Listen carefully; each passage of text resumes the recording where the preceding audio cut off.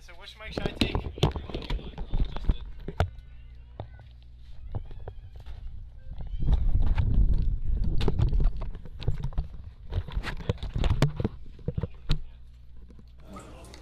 Hey there, AJ.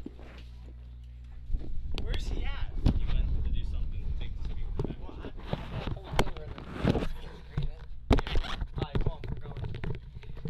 Get your chair if you want. Never mind. Yep. Good afternoon, ladies and gentlemen, and welcome to Archbishop Curley High School MIAA Conference Baseball. The Archbishop Curley Friars against the visiting John Carroll Patriots. Meant to be live all game.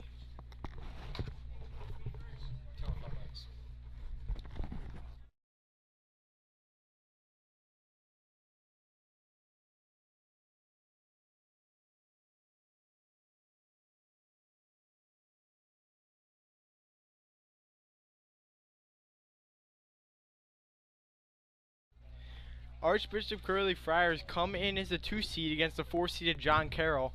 Winner of this will move on. Loser is eliminated from this double elimination bracket style. Both teams come in with a loss.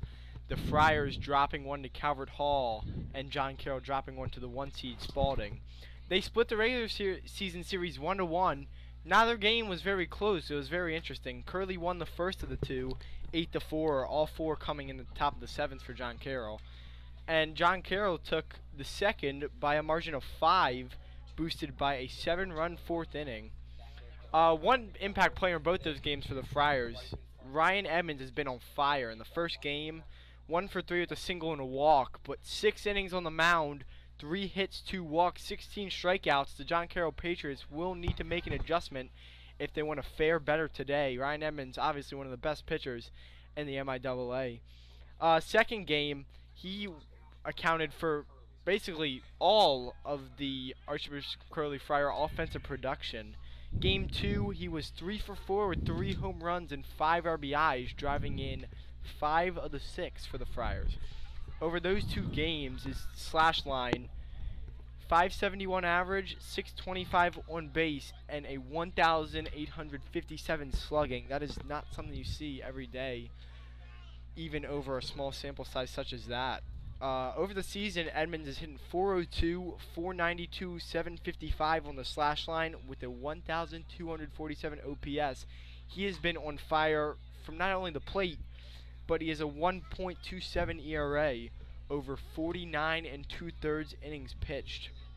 The game today is going to narrow the A conference down to just 3 teams. Loser here goes home. Spalding Calvert Hall also going on at Spalding today. The loser of that game will host the winner of this game. And this game will be played between the winner here and the loser of that game tomorrow. Just about underway here, Ryan Edmonds and Zach Gate of the battery. Behind Edmonds at first base is Harry Middlebrook. Second base, Hunter Lehue. Up the middle, Austin Sealing. He is being DH for by James Gladden. There's your double play combination. The 2 sophomores, Hunter Lehue, Austin Sealing. At the hot corner, Johnny Petrzak. He's been a staple there all season. Left field, Kevin Gadecki, another sophomore, scratching his way in the starting lineup for a big game. Center field, Riley McBride. And in right field, the ever so consistent Brandon Yakulak.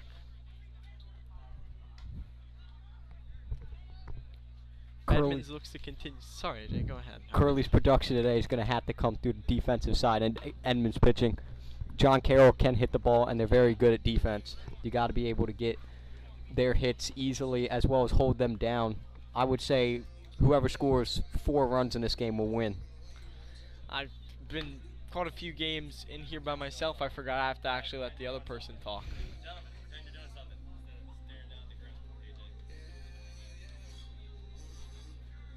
Edmonds will look to continue his dominance against the John Carroll team that he is dominated against.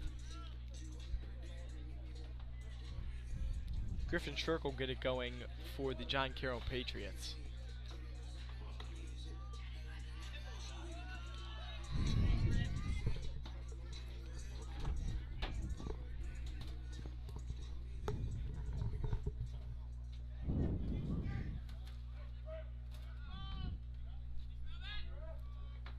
beautiful day here at Archbishop Curley.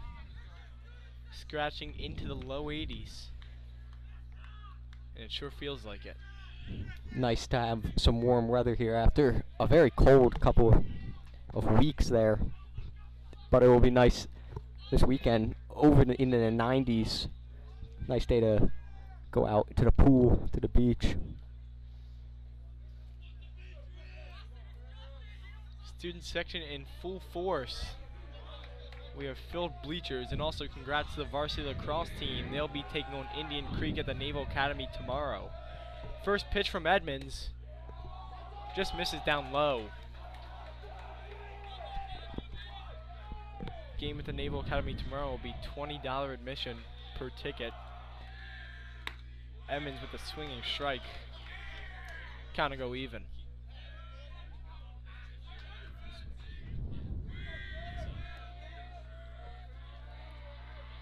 1-1 pitch. That one catches his own. Edmonds now ahead. Feel like Edmonds has a pretty good chance to be the All-MIAA team this year. He's been great both off the mound and at the plate. 1-2 pitch from Edmonds. He goes slow. He kicks and deals. Swinging strike. Edmonds slowed down the windup. And he sits down Griffin Shirk. Edmonds slowing down the bat. He threw 2 off-speed pitches on his 2 strikes, and then speeds it up with the fastball, and just couldn't catch up.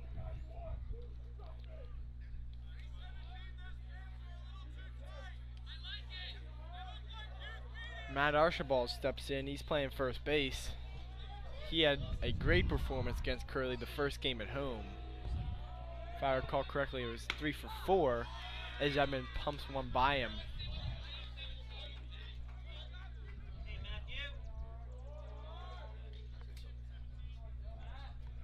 Edmonds ahead at 0-1. Just misses. Pitch just didn't catch the bottom of the zone. Looked pretty good. Gator took it away pretty quickly.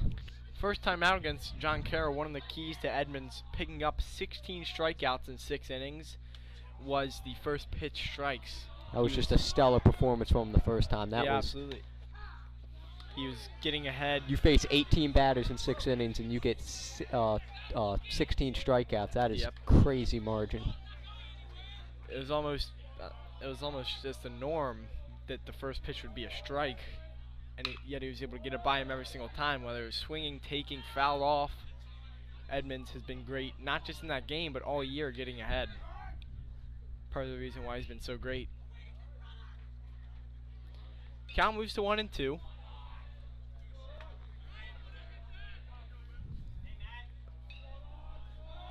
One-two pitch from Edmonds. Way up high. And he takes a chop at it. Matt Archibald at a pitch about chin high. That was a little bit higher than chin high. That had him spinning in the dirt way over his head. Chin high may have been a bit of an underestimate. That pitch was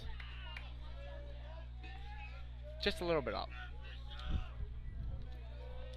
Nonetheless, Edmonds strikes out the first 2, brings in Ethan Ruiz, the shortstop. Swinging strike there. Once again, Edmonds ahead.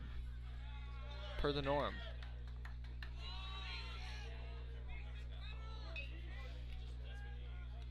That one up high.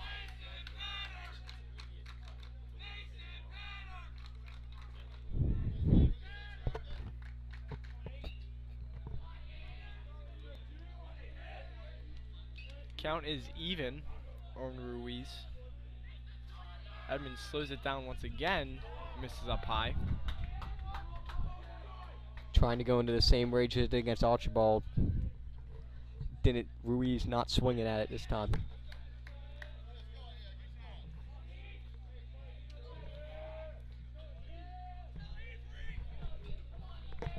2-1 from Edmonds, fouled straight back.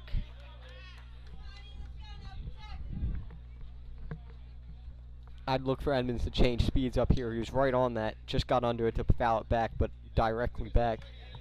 Another fastball, he might send it into the outfield for a single. Yeah, he seemed to be on that one. Fouled it straight back. That was 4 straight fastballs. Yep. He hasn't thrown an off speed to him yet. Could see a slider here. of Edmonds' secondary pitches. He'll step off. He'll bring Gate out.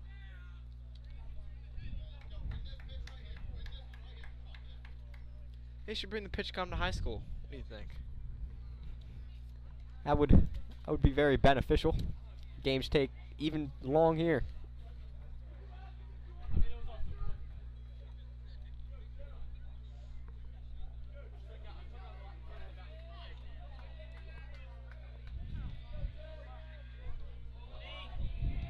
Two from Edmonds. Ground ball left side. Edmonds off quickly. He'll throw over to Middlebrooks. He retires the side. 1-2-3. Strikes out 2. Edmonds with a clean inning as we go to the bottom of the first. Great 3 batters there from Edmonds. Got him deep in the count. Had to make him protect, and no hard contact whatsoever.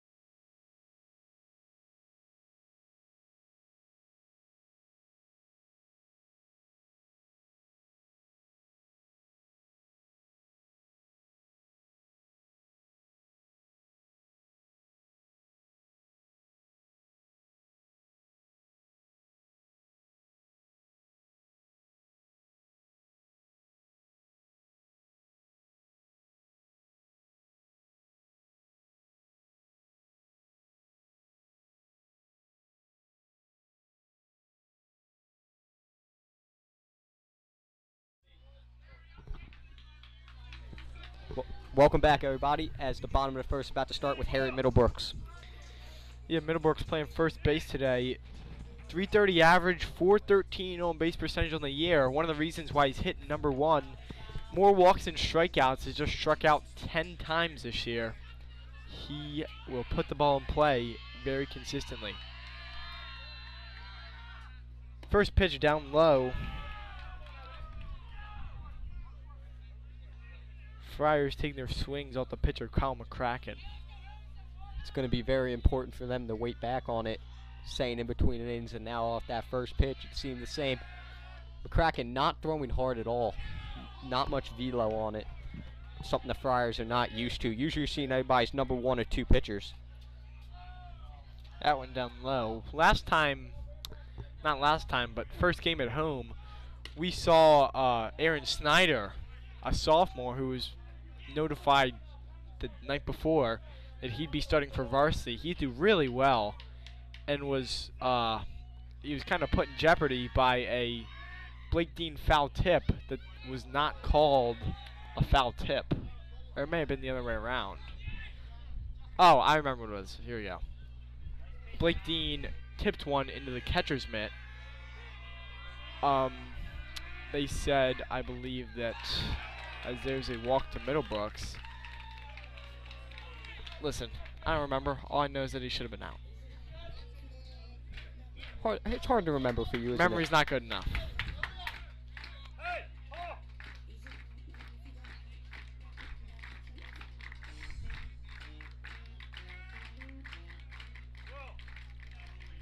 He said I remembered about 3 times and I never did.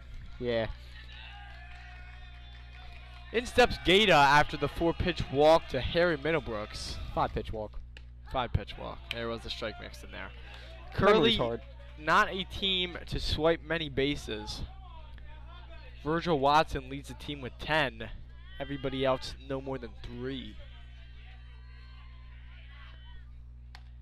That one up high to Gata.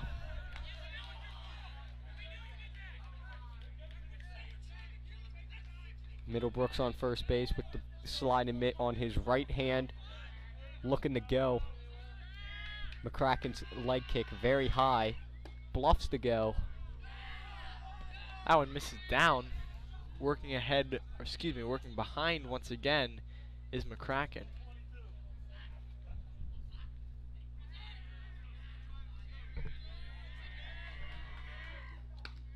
That one up and away. In risk of walking the second straight batter to start this one. And I'll tell you, you do not want to face Ryan Edmonds with first and second in the first inning, or any inning. No, you do not.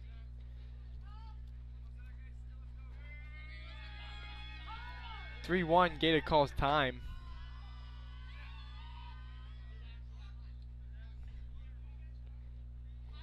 You got to think potentially McCracken pitching, not JC's 1 or 2 options. They faced elimination twice already and they've avoided it.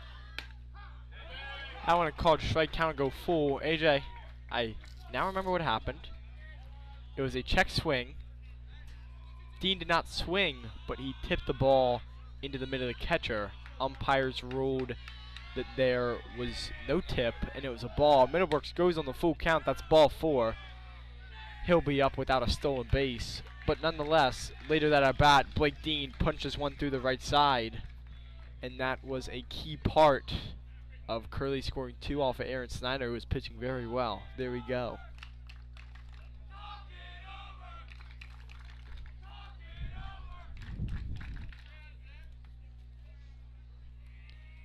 Edmonds up with 2 on and none out here in the first inning. This is not a situation you want to start off the game with.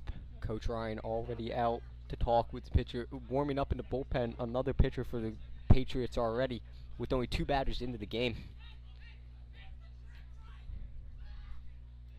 You can't be hesitant in a playoff game. If a move has to be made, you gotta make it. You cannot wait and keep your pitcher on a leash.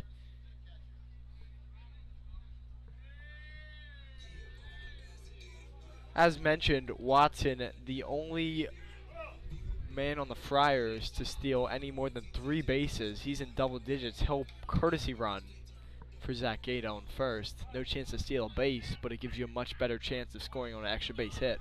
Ball in the gap here. Will score Virgil from from first. He'll look back toward Middlebrooks at second.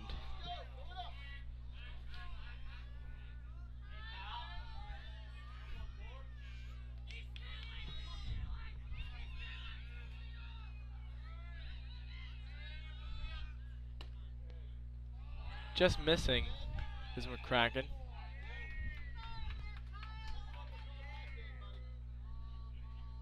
Umpire signals that it was low. It didn't seem very low to me. I thought it was more outside than it was low. It looked like it was pretty good height-wise. I'd agree with you. Edmonds calls time. Curley clearly trying to work McCracken out of his rhythm early, although he hasn't really had one to begin with.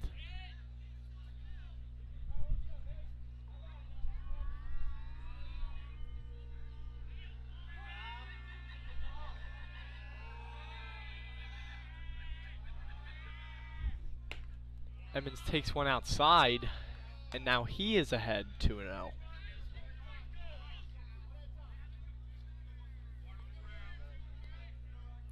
You got to be looking for a pitch directly where you want it.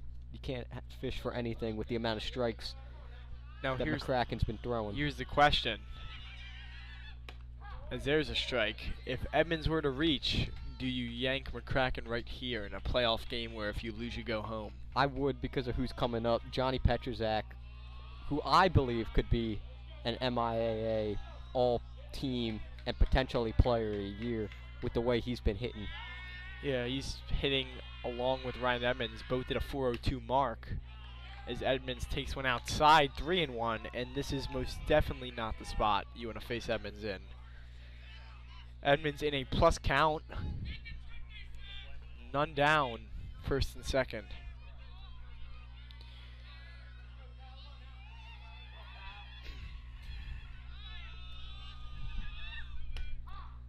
That one for a strike. Counter go 4. I'd like to note that here are the categories Edmonds leads the team in. He has the most hits, extra base hits, home runs, runs batted in, and he also has more walks than strikeouts. Edmonds is putting on a clinic on how to swing the bat and how to do it very well. Full count pitch to Edmonds. Grounds one toward the right side. There's one. Return throw not in time.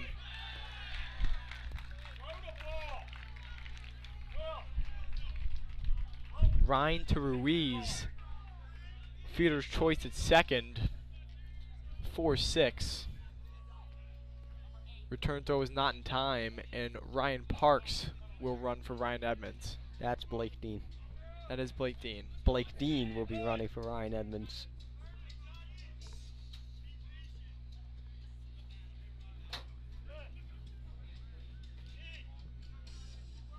Blake Dean, another one of the fastest players, not just on the team, but in the conference. He can move it.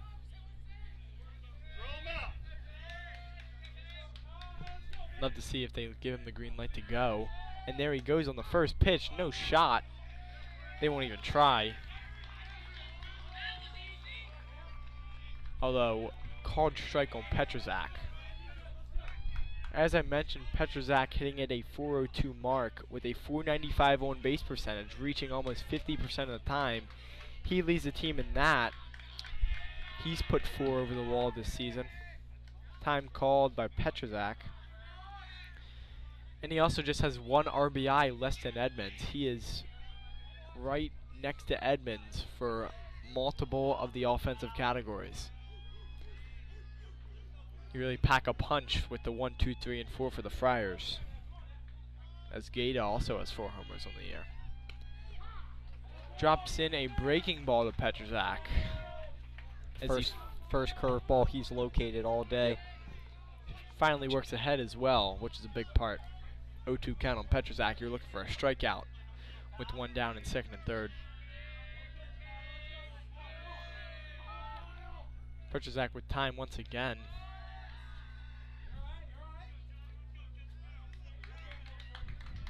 To note, John Carroll's already brought the infield in. Yep. Thinking they can't hit against Ryan. They don't want to give up any runs this early. When you're facing Ryan Edmonds, you want to prevent every run you can. Petrzak fights off a breaking ball. Foul on the left side.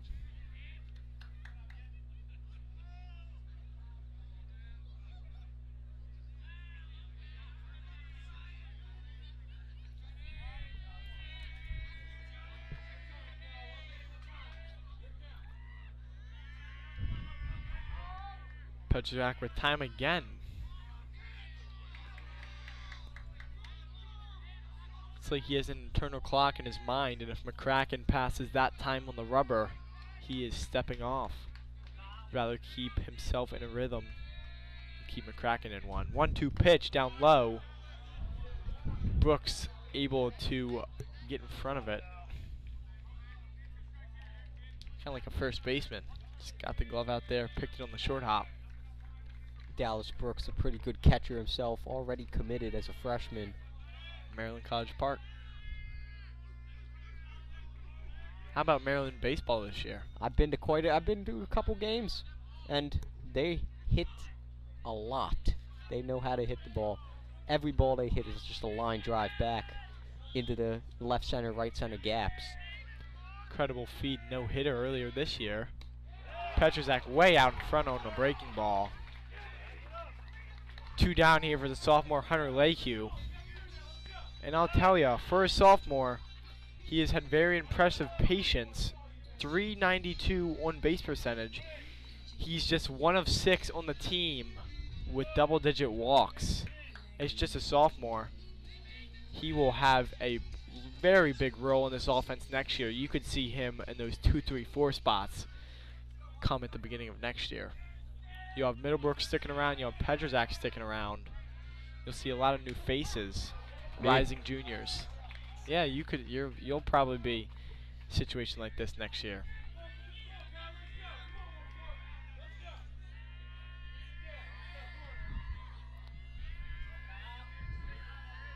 Now McCracken steps off. So far it's been a waiting game this half inning, or not just one, but both sides. We've seen McCracken step off a few times. We've seen the Curley batters step out and call time more than a few times.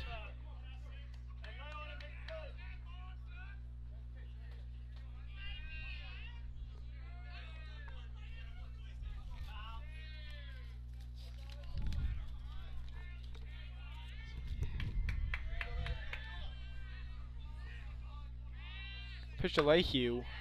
Breaking ball, just foul.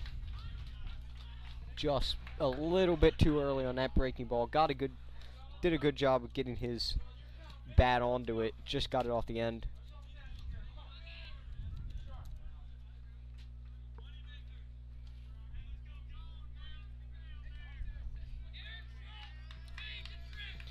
McCracken ahead. I'll tell you, it'd be pretty impressive to work at a bases loaded, none down, and only give up one.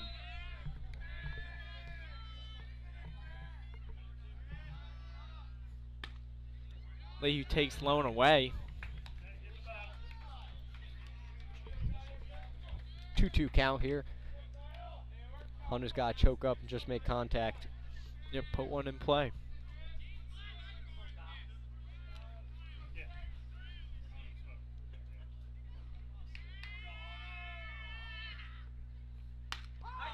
Lehue takes a called strike 3.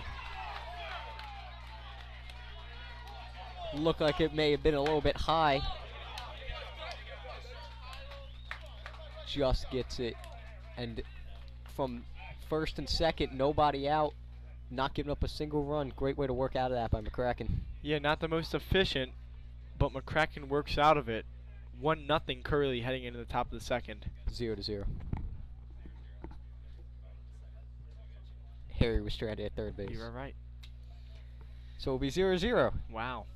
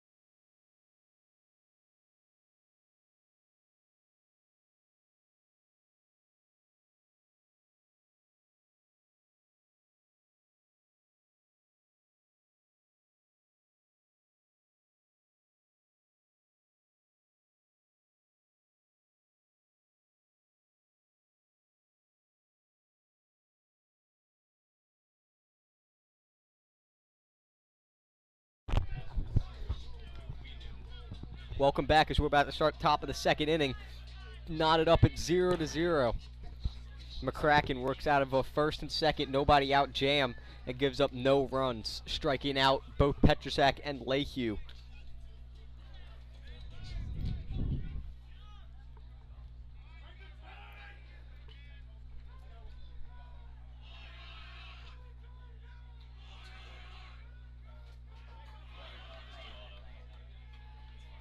Completely slipped my mind that Curley was yet to score there.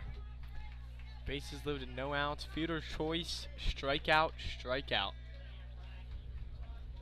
Middlebrooks stranded on third. Now batting for the Patriots, the third baseman, Frank Adamski.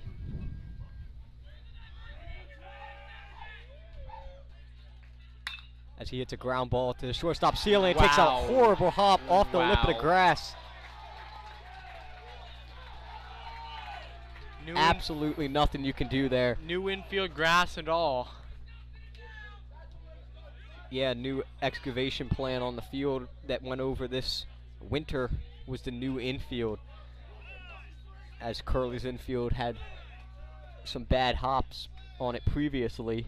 Doesn't help ceiling there, and that will be the first hit for John Carroll. Rumor has it they're gonna put in new grass after this game. It'll be ready by next year. Yeah. Ball one low.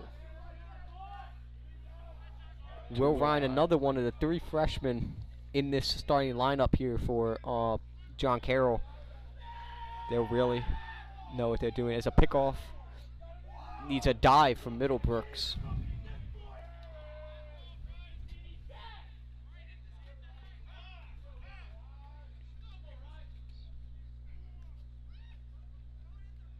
Time is called for shoe tying, administered by the umpire.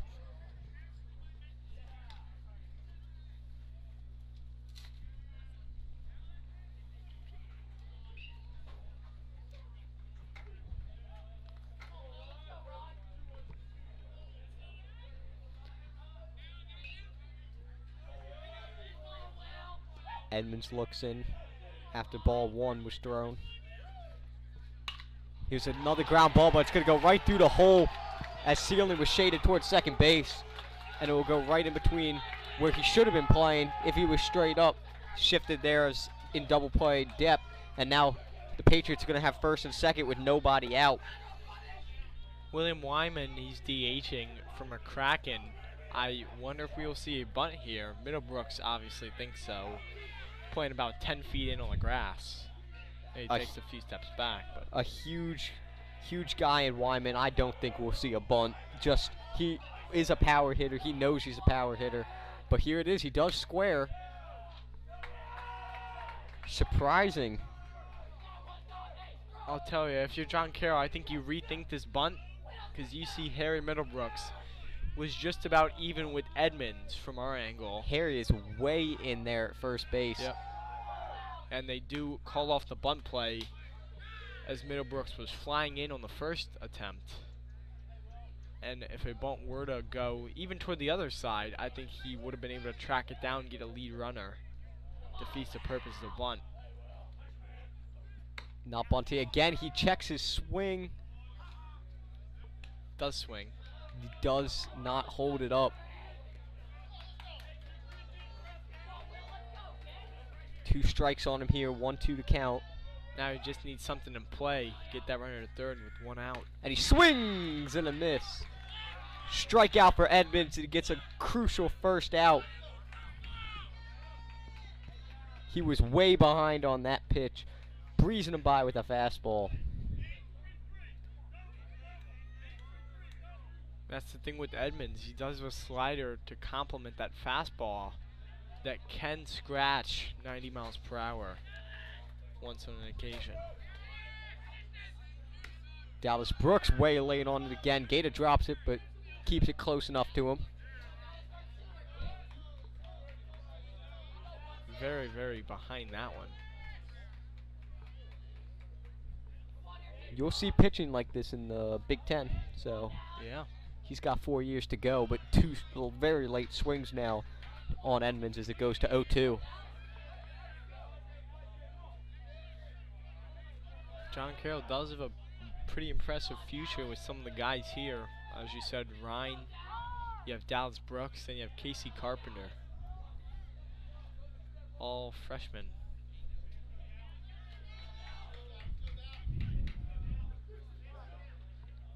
Edmonds stares in on an 0-2 count. Here's the pitch. A little bit outside, says the home plate umpire.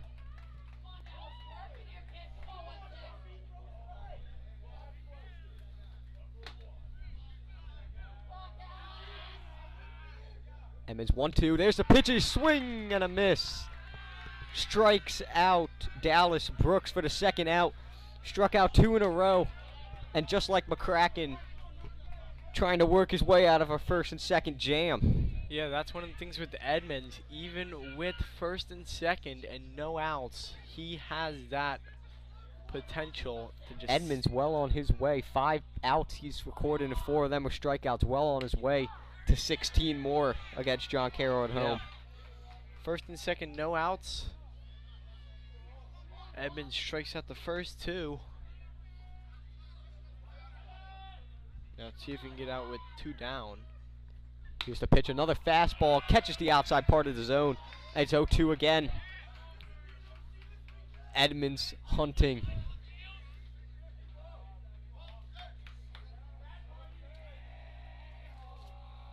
Edmonds looking to strike out the side, a little bit too high. Went a little bit quicker on that, got a little slide step trying to catch the batter off guard. May have speeded himself up a bit. Yep.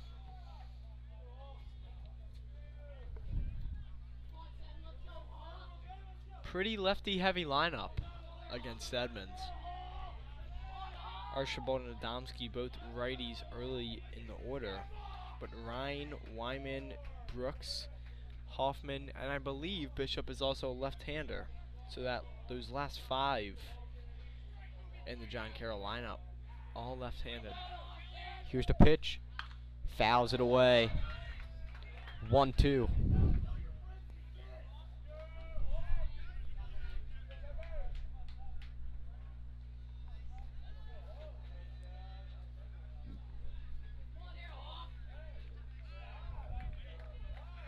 Do you think we'll see off speed here? I do not.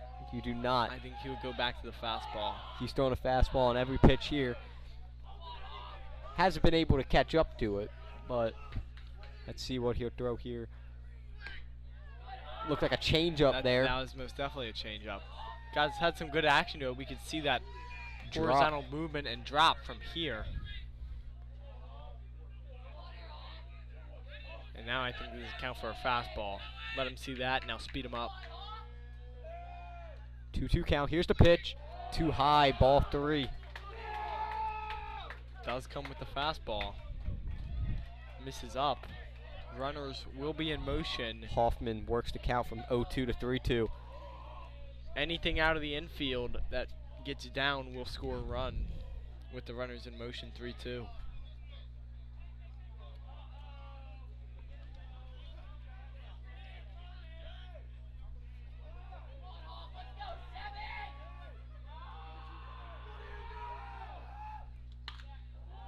Fouls it away. Runner's late to move there. Didn't really. Guy from second didn't really go.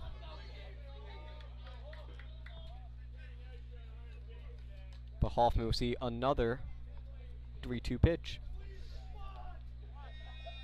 I would be surprised if we see anything but fastballs the rest of this at bat. And there's another one. Hoffman with a big swing. A little bit of an off-balance swing there. Yep. I think he is dead red on fastball. That's why you see that swing out of his shoes. If anything else comes, you just have to give credit to Edmonds for locating a pitch off speed or breaking ball on a full count with 2 outs in a high leverage situation early in this one. A 3-2 pitch again. Ground ball. Edmonds comes off the mound, gets it. He's going to run himself, and he's out at first base. Edmonds takes the ball and runs it down the first base. Could have easily just tagged him. And he hits the base just at the same time as the runner. Umpire calls him out. JC not happy about it whatsoever. No, not at all. Edmonds makes it close, but he'll get out of this one still knotted up at 0 headed to the bottom of the second.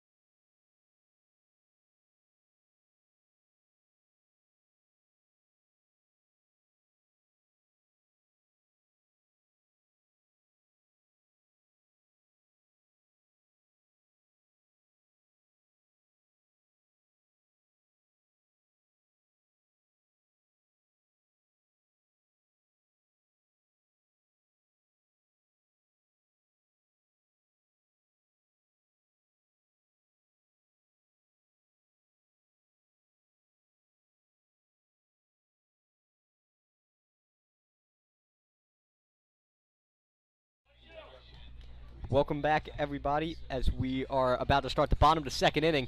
Started off with Kevin Gedeke.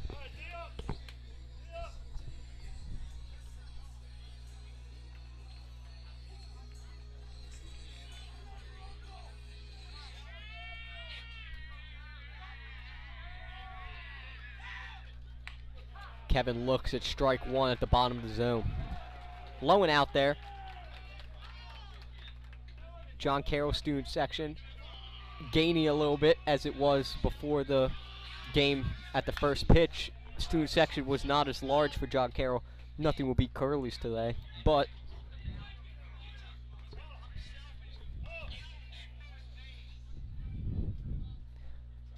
(0-2) now. Got to protect.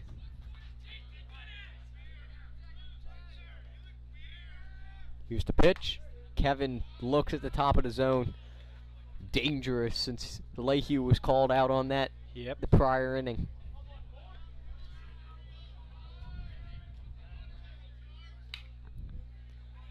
Fouls it back.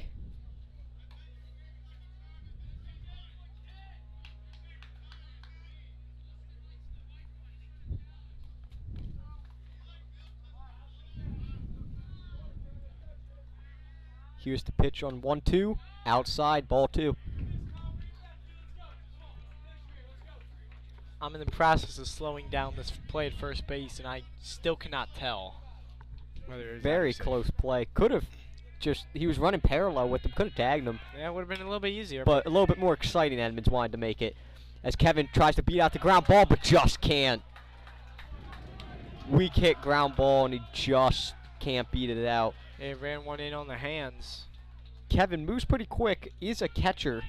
He can play the outfield as well. He moves for a catcher. Used to be a JV level running back for football. As Brandon Yakulak steps up to the plate. Has cooled down of late, but started the year off extremely hot. One of Curley's better hitters at the beginning of the year. As a curveball is too high for ball 1. Yakulak, one of the more patient hitters on the team. He leads the team in walks.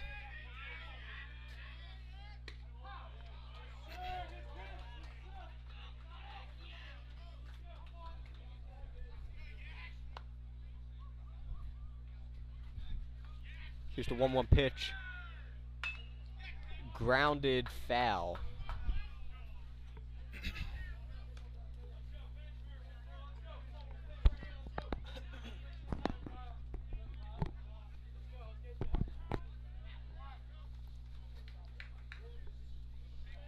One-two pitch from McCracken.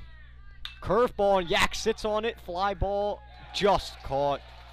Line drive directly at the left fielder, and it'll be 2 away. Here comes the DH, James Gladden. The VCU commit pitcher. Also can hit a little bit, so he's DHing for the shortstop, Austin Sealing.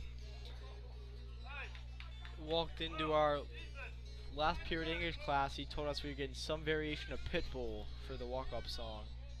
And he did indeed deliver. One senior day, he hit one just about as hard as I've seen a ball hit against St. Paul's. Drove a line drive. That one's Ground foul. ball off of Gladden's foot. Yep. He did get a hold of that ball. He did indeed.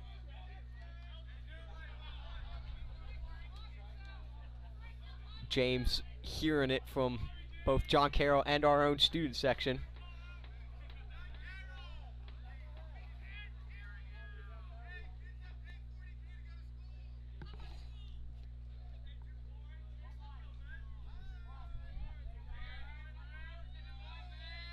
McCracken looks in, 0-1 to count. Here's the pitch, another curveball, and that's skied up in the air. That is a major league pop-up. The shortstop just gets it. Reaches back and almost drops it. Sun playing a factor for the shortstop and left fielder. Both balls not that easily caught, but that will end the inning as it's still 0-0. We're heading into the third.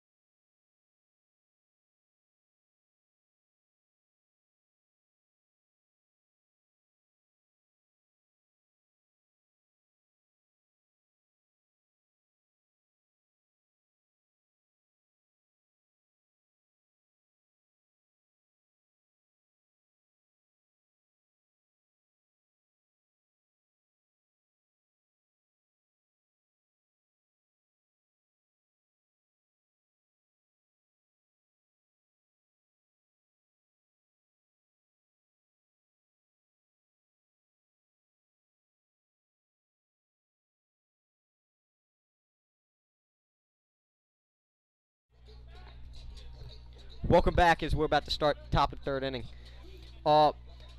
Curley, if they win this game against JC, they would play the loser of Spalding versus Calvert Hall. Archbishop Spalding throwing their #1 pitcher and ECU commit Parker Thomas, who has walked in a run after letting the bases loaded happen on 15 pitches, and it's right now 1-0 Calvert Hall.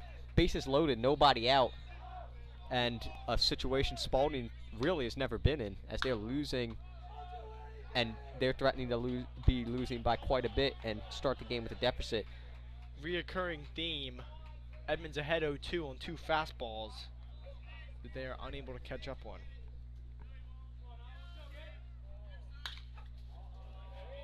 Good piece of that one just late.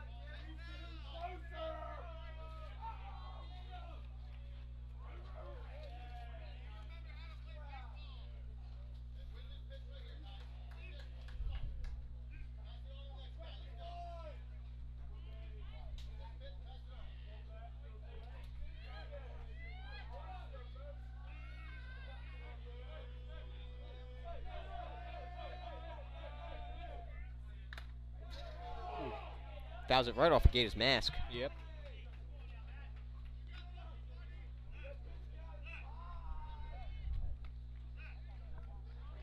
As many of you watching this may be baseball fans, and you may be Baltimore fans. Baltimore Orioles just won on a walk-off 3-run home run from Anthony Santander. Pitch he hit a home run wasn't even a strike. Place he put it out where that left field area starts to curve back into that deep wall right in left field. Put it right down the line. His 6th of the year.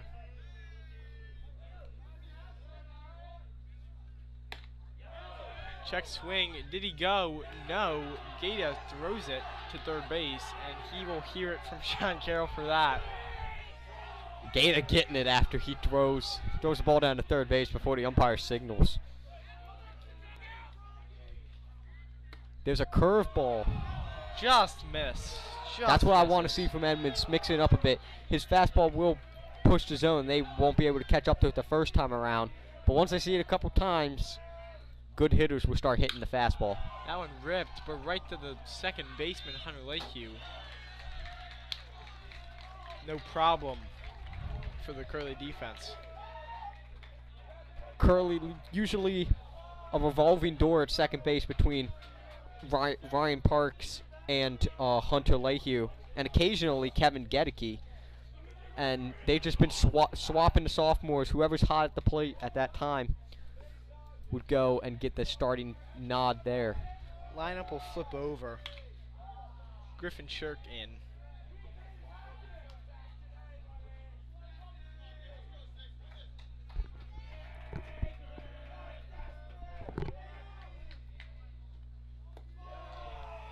Edmonds drops in a breaking ball.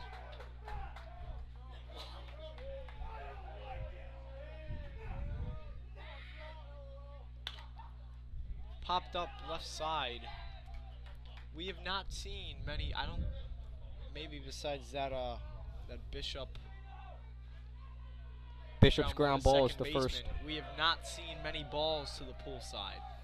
Well, Bishop's ground ball is the only ball that's gotten past the pitcher that's been hit in play. He's struck out every other batter besides 2 ground balls to himself.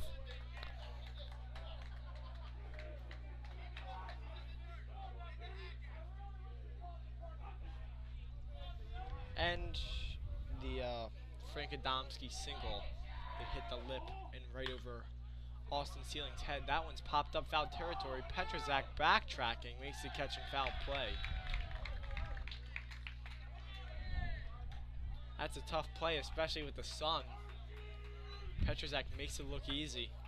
That ball pop up, balls are hit that way, they start curling back towards the field of play. Really hard for the third baseman to get that. Usually, if the shortstop was closer, again, Sealing shaded towards the middle of the field, wasn't going to be able to get to that. Petrazak does a good job of staying with it. First pitch from Edmonds. Fouled off toward the left side.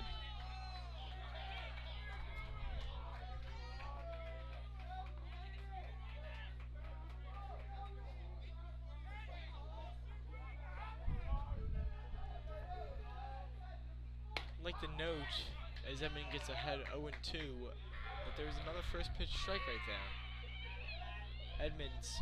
Up 0-2 now. Yep, part of what makes him so great. Ability to work ahead. 0-2 pitch. Misses down, although Edmonds seemed to get it where he wanted it. That's exactly where you want that pitch. Unhittable, but very tempting at the plate. Somehow lays off of it. Great job by him at the plate. That one up high, ripped deep left field, and that'll get off the base of the wall. He will go to second.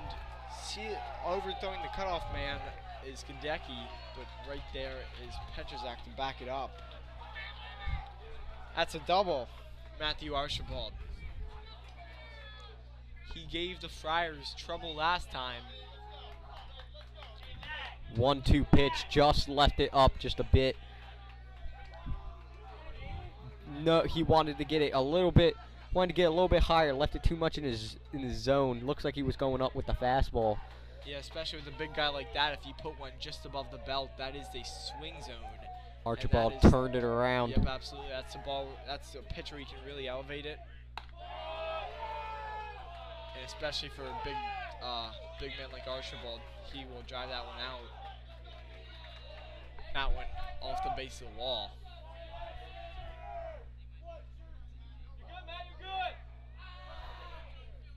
Ruiz fouls one back.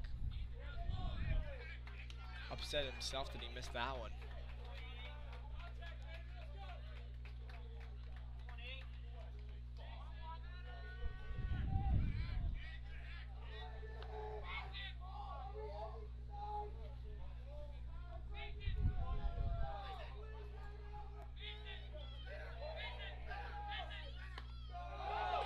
Ruiz holds on the check swing. He wanted to swing at that, but just was able to keep off of it. Yep. Edmonds at 54 pitches. Not quite as efficient as we saw last time out, but he's still pitching very well. As that one misses down, count moves to 3-1. Gotten into a little bit of trouble here in these last 2 innings. Guy in scoring position both times. That's why his pitch count's so high right now. Through 2 2/3, 3 hits, 4 strikeouts, yet to walk a batter. 2 consecutive hits in the top of the second amounted to nothing in this 2-out double here. 3-1 pitch from Edmonds. He'll walk Ruiz, and there's the first walk of the game. That right there, I don't think it hurts you that much. No, base You open. have a base open, makes a forced play at 3 bases. The only downside of that is now the 4-hitter comes up. But sometimes the 4-hitter could be not the best contact guy. He's looking for a ball that goes over the fence. Yep. The 3-hitter is more of a better all-around hitter who gets base hits and can drive guys in. Edmonds needs to stay out of that high part of the zone if he is going to get it to the shoulders. It is probably a pitch he will shy away from. Way late. You can tell Edmonds put some extra on that one. 0-1 count. He does not want this game to get out of hand in the 3rd inning. Really got something behind that one. Adamski calls time.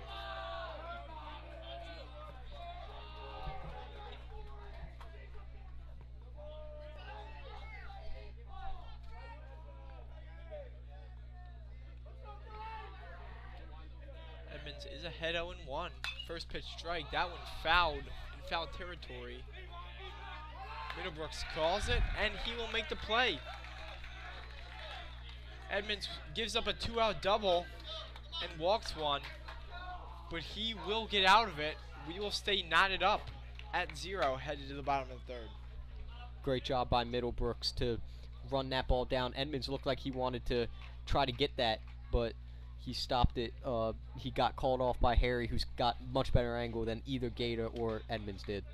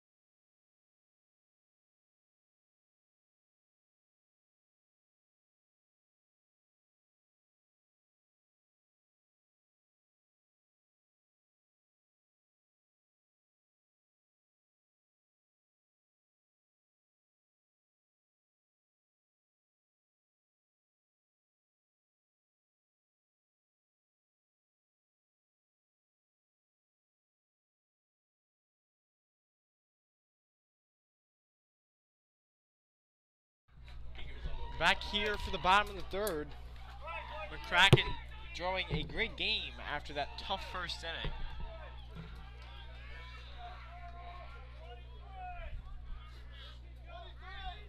Riley McBride up. He's got the speed of a leadoff hitter. He could easily flip this lineup over if he can get on base, and it could be a big inning. Yeah, it's one of the reasons he's all the way down here.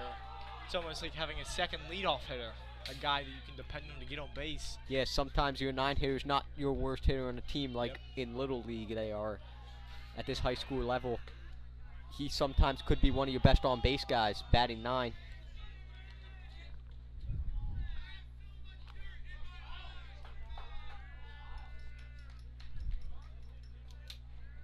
McBride also commands a great center field. Plays good, solid defense. That is a key part of any good high school baseball team. 3-0. I'm full taking here. Your job is to get on base at the start of this inning. McCracken not throwing too many strikes here in this entire game, and already not in this inning hasn't thrown one yet. Yeah, I'm with you.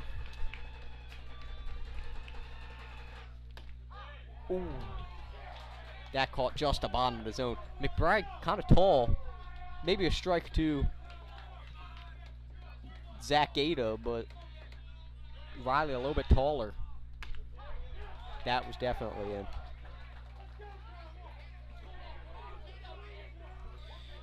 Full count here. 3-0 to 3-2.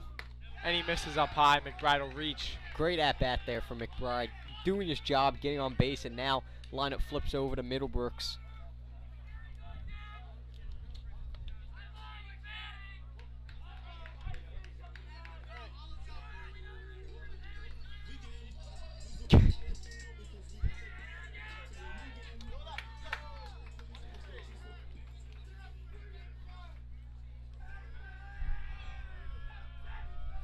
First pitch. Middlebrooks will lay down a bunt. He'll get McBride over, and it hits Middlebrooks. McBride will get the third. And what a crucial error. They're going to call him out. That is, I do not believe that is the correct call. They're going to say he ran right down the baseline. He was. You do have Gata up, though. He did do his job and move the runner.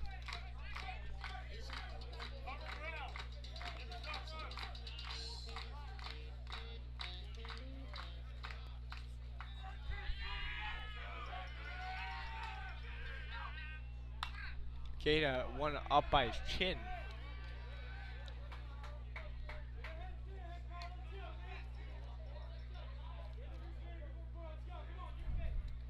The student section for Curley just seems to keep growing as the game goes on. Yep. Started out as just filling up the bleachers. Now there's standing room not even available. You have to go on the other side of batter's box. Good on Middlebrooks to have the restraint to not get into a argument there and get thrown out of a very crucial playoff game. Friars have been tossed a few times this year. Petrozac on senior day. Middlebrooks against JV, Yep. Against Gilman, I mean. Middlebrooks was thrown out earlier this year. The Middlebrooks suspension, I mean, the Middlebrooks ejection should not have been an ejection, I don't think. He got called for sliding into into the shortstop on a double play ball, and the umpire didn't even hesitate and immediately threw him out. And Middlebrooks did a good job of not saying anything, just walked back to the dugout. And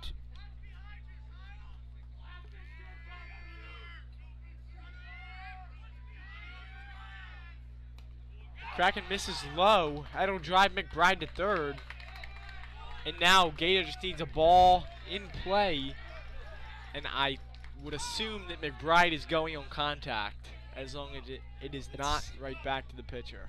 JC calls for the corners to be up, but not the middle infielders. A ball to the middle infield Shortstop or is the outfield. Up. Here comes second base. They will go full infield in. Not listening to the coach. I wouldn't either. This is a situation where you want everybody up. Gata can hit the ball very hard, though. Hard contact now with the infield in gets you in, and there's the hard contact. There it is. That's an out at normal depth, but Gata drives one in. Friars hop out 1-0 in the third inning.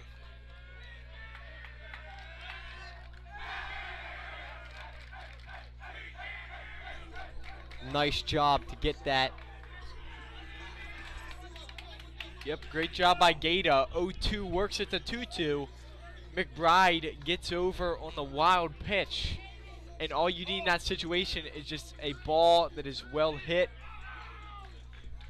Hope it sneaks through. That wild pitch does prove costly as well, because of course, if he doesn't get to third base, the infield's not in, and that ball's a ground out, and McBride at best gets to third, maybe even has to pause at second.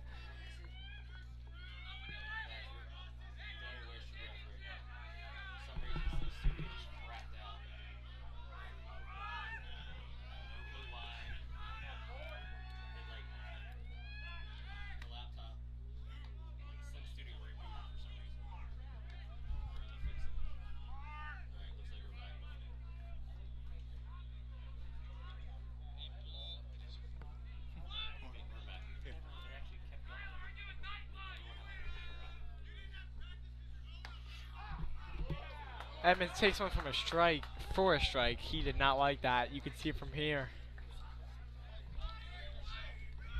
Well, in the first pitch of the at-bat, it's not there. You're not swinging, especially a power hitter here like Edmonds. There goes Watson. Throw down from Brooks. No tag, and he is safe. Ryan tried to go too fast on the tag, and he just swung and missed. Yep. Similar to what he does at the plate. Harsh. Very harsh.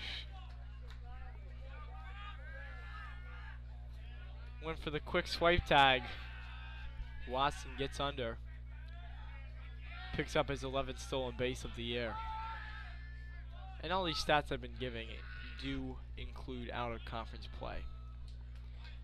For note.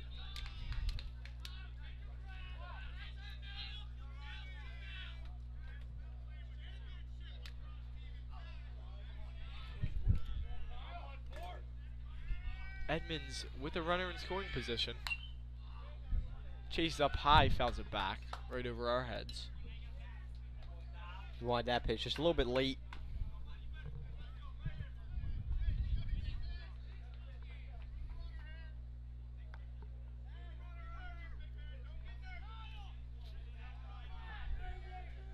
This is a good spot for Edmonds. Man on second.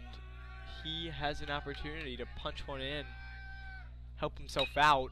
Stays back on a breaking ball. High fly ball to right center. Let's see what he does here. Watson will bluff a tag. You figured as that ball. Center fielder at a good angle at it, going towards third base. No sense of making that out when you have Johnny Petrozak coming up.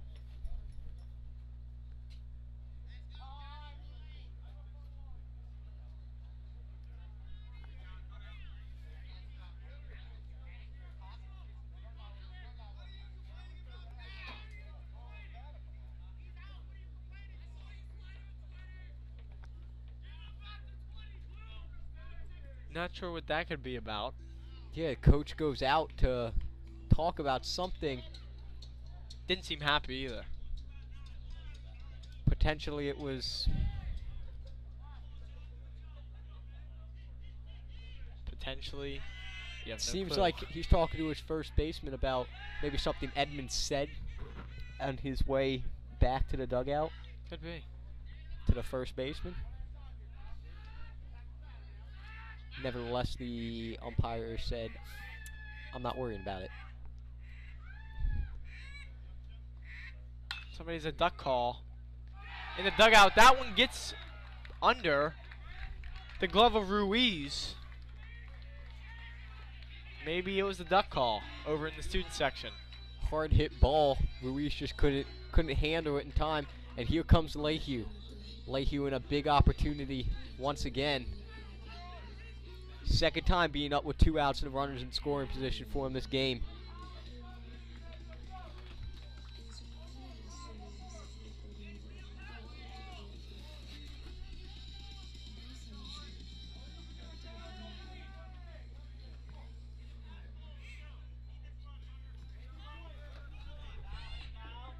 And we have insight on what JC's coach was complaining about. He said the bat was thrown down the line after Edmonds hit his fly ball.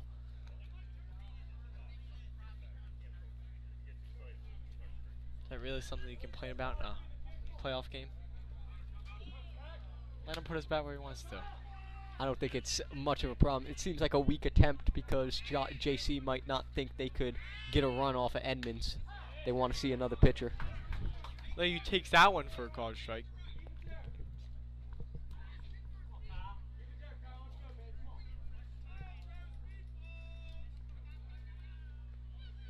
Leahy, a very streaky hitter, and he is on a hot streak right now, having a good couple hits against Calvert Hall in their previous game. He's looking for another big hit here. 1-2 on Leahy after a swing way out in front.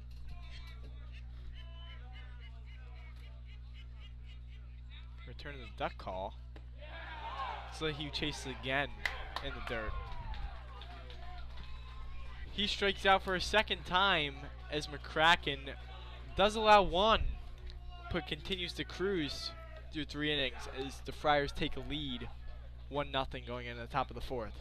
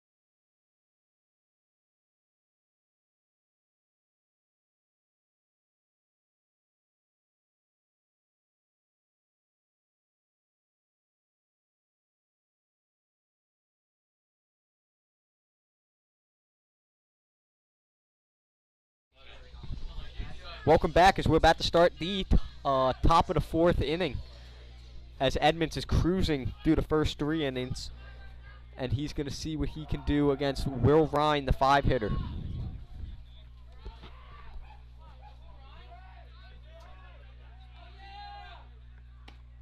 First pitch outside.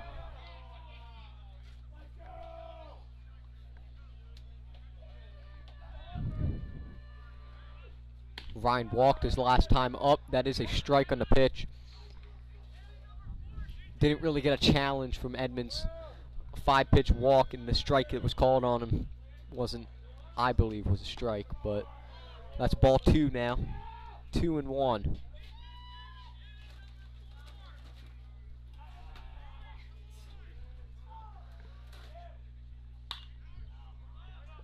Pop up right now in the middle infield. Good call from the pinch fielder now. Coming into the game for Leahy is Ryan Parks, and he makes that catch. Substitution after Hunter's second strikeout.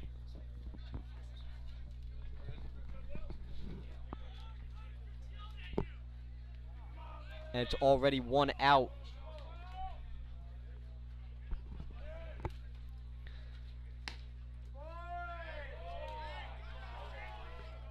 That's a ball just low. 1-0. Edmonds does get outs very quickly. Often able to keep the pitch count low, work deep into games, as he did first time against John Carroll. Swing and a miss. He foul tipped it into the mid of Gaeta. Strike 2.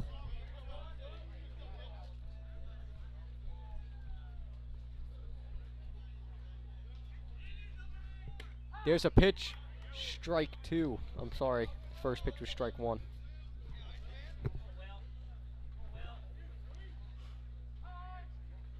Time immediately called. Edmonds was ready to go very quickly. I'll tell you, after calling the senior day game against St. Paul's and the John Carroll game individually, it's nice to have somebody else to speak and to speak to. He's out miss outside.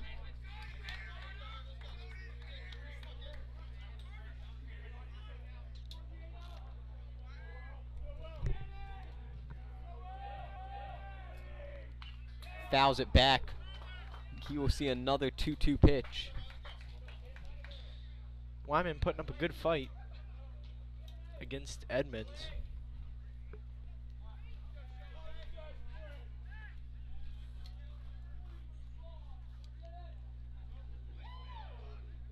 Two-strike pitch is dirty in the dirt for ball 3. Full count here. Wyman will search for anything, a walk, a hit. Just trying to get on base in order for Dallas Brooks to come up. And he swing and a miss. Strikes him out, and it's 2 outs for the Friars.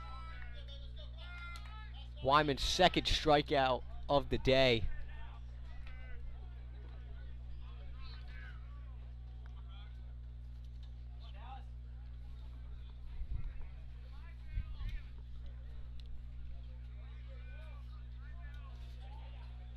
Edmonds shakes, then agrees. Swing and a miss from Brooks. Edmonds another first pitch strike. The tendency in the game.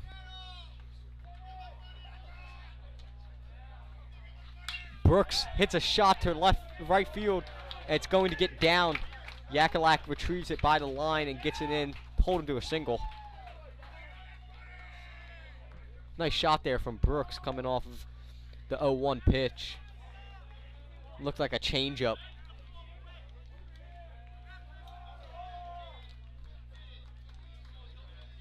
Austin Mizan coming on the pinch run. Mizan did play freshman and sophomore year on Curley's fresh soph and JV team respectively in those 2 years, and then transferred over to JC, where he is on varsity as a pinch runner.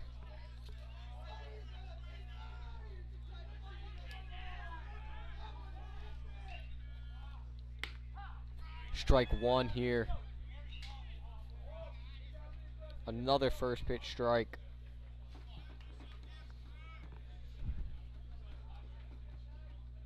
Mizan, not a big lead. He goes. Here's the throw from Gaeta down. It bounces. Great backup. Great backup from Parks. Mizan loses the helmet. Not a big lead there from Austin. Gaeta took a little bit to get it out of his glove. Looks like he couldn't find the gripping of it. Yep. That's what I was thinking exactly. As you said, not a great lead, but a great jump. And the Gaeta throw tails off to the right side. Edmonds, not the quickest, but not the slowest to the plate. Kind of just an in-between area. Well, it still takes a good base stealer to take one on him. As Hoffman calls time. I'd assume that basically on any occasion on a ball at the outfield, Mizan will test the outfield arms with 2 outs. Ball high to Hoffman.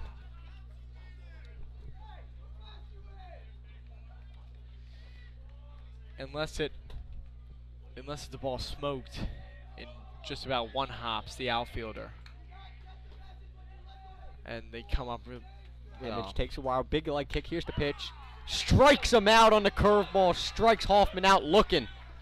You won't need to test the outfield arms when you do it like that. Edmonds, 6 strikeouts through 4 innings, as Curley holds a 1-0 lead to the bottom of the 4th.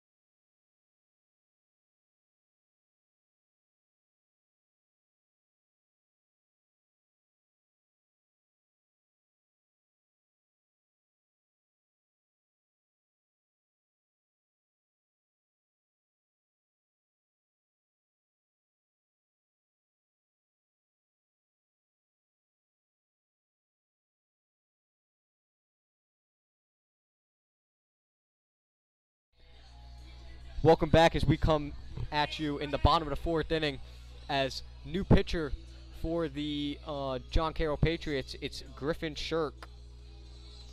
He's also the one hitter and was the center fielder. Center fielder is now Austin Mezan, who came in to run. Fouled back by Kevin.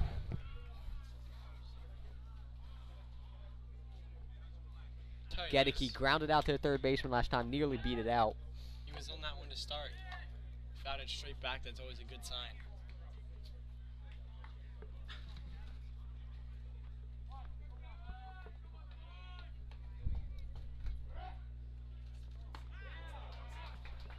Look like a change up there, high and out. Kevin fishes for it. It's 0-2 now. Yeah, took something off that one. Shirk looking like he's throwing quite a bit harder than McCracken was. And I'll be low and out for ball 1.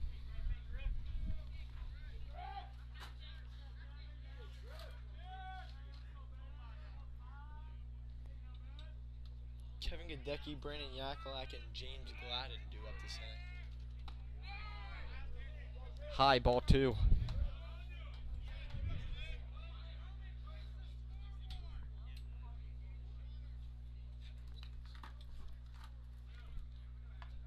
Lefty looks in, gets in his windup, he kicks and delivers, fouled off by straight back by Kevin.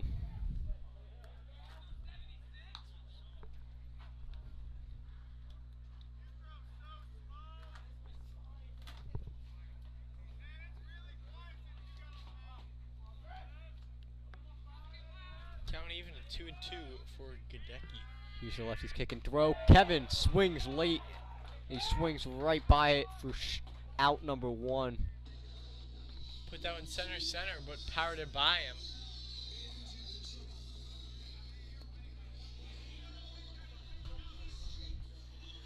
Score update for the Spalding Calvert Hall game. Spalding takes the lead again. They take the lead back from Calvert Hall, and it's 3-2 them. They have first and second with 2 outs in the bottom of the 2nd. Slow moving game. Bottom of the 2nd at 5:17 for a 4 o'clock game. That game started at 4:15. 4:15, still an hour, not even through 2 innings. Yakulak held up. No, he did not. He did not. The call from the first base umpire. I'll tell you, he held up. We're looking. We have the better angle than the umpire. I will tell you, he most definitely held up. The duck call sounds as the lefty throws, and it's a curveball that snaps in for strike 3. Perfect back door. 2 outs now as Gladden steps up to the plate. Does have a power threat to get the ball over the fence. Might need it here as there's 2 outs already. Coach Joe not happy with either the call or the strikeouts looking.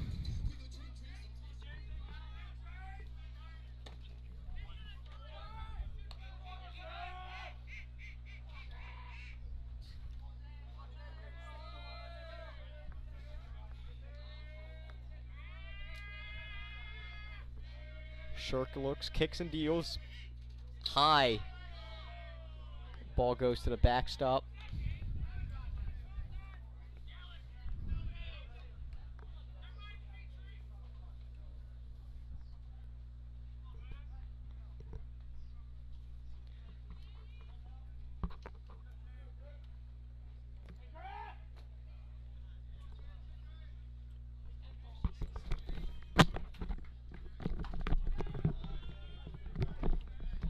There's another ball. 3-0, I believe.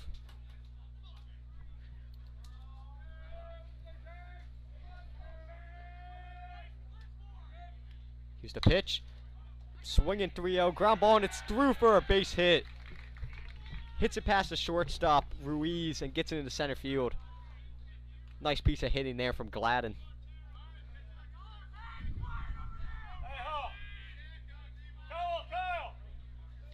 I believe that is McCracken that went to center field. Just a straight switch. Ryan line to the mound, McCracken to center field. That one misses. Ball a little bit outside there to McBride. Outfield moved in quite a bit. McBride, see if he could power the ball over their head. Scores Glenn. Glenn pretty quick on his feet, fouled right back behind us.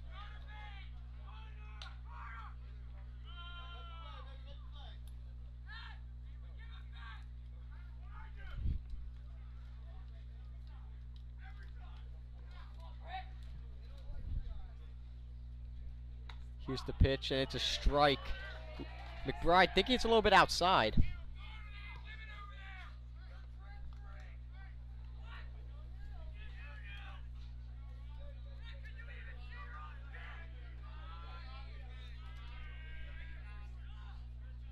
Here's the pitch. McBride swings through it, fouls it off the catcher's glove.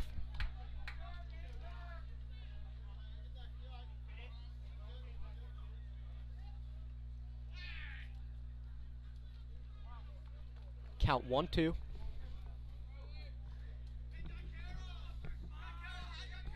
McBride trying to turn the lineup over. Here's the pitch, high, ball 2.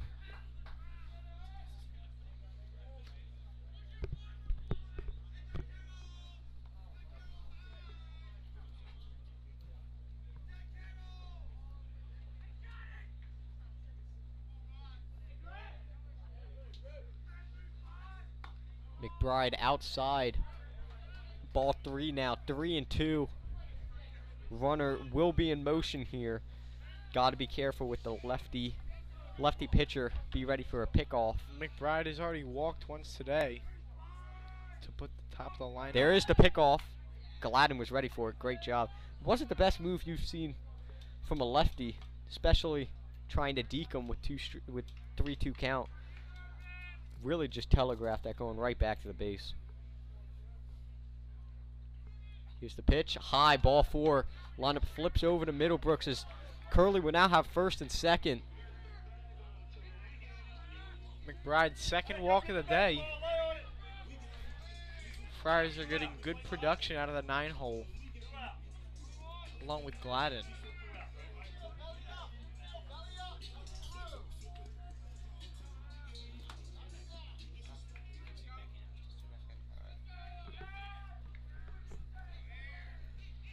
In is Middlebrooks.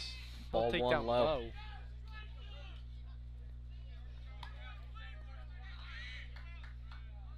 Shirk messing with the mound. A common occurrence when a visiting pitcher doesn't pitch well for Curley. Tries to work with a mound. Work it a little bit. We saw it from a lot of games. And it nails Middlebrooks right in the hip. He's feeling it. A good place to get hit, but might have got him right in the bone of the hip. He's going to fight it out. Not a guy you'd like to pinch run for.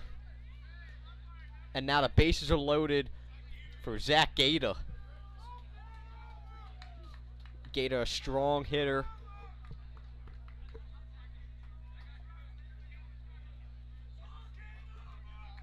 Middlebrooks feeling it. And now Virgil Watson's going to come in as a pinch runner for Riley McBride. McBride can be re-entered into the game. I will think, though, that Virgil will at least play the defensive spot of center field until McBride's spot gets back up in the lineup. And then that's when we'll probably see the re-entry. That's when we'll see the re-entry of Riley.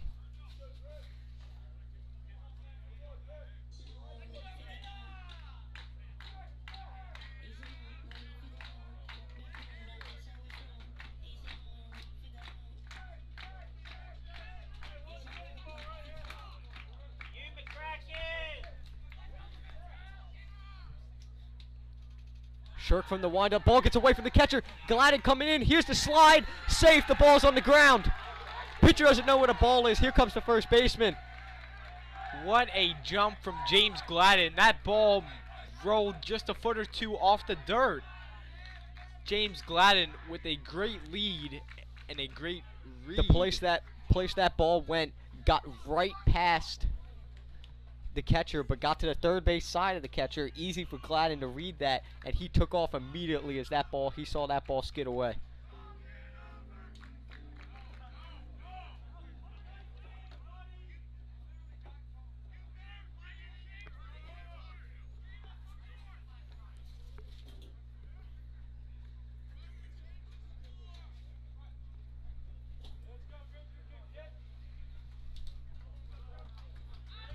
Once again, great read from Gladden, and a great way to get that score with the Gata up at the plate, who is a good hitter, but you still need to score that with the way that John Carroll's been getting out of these jams. And obviously on the back end, you put 2 more in scoring position. Middlebrooks on second, Watson on third. And I'll tell you, it might not need to go as far away from the catcher as it did for Watson to score on a wild pitch. Ball 2 to Gata, 2-0. Now that I'm looking at it, I can see one of the reasons why Gladden was able to get such a great jump. There's not even a chance for any hold at third base. He's not tapping in, just worrying about Gata and being in the optimal defensive position for if he were to put one in play.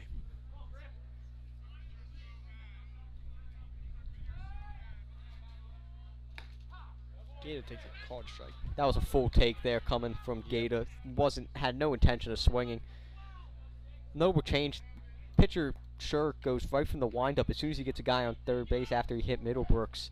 He was pitching well from the stretch, and he couldn't locate besides that pitch. Here's a ground ball foul down the first base line.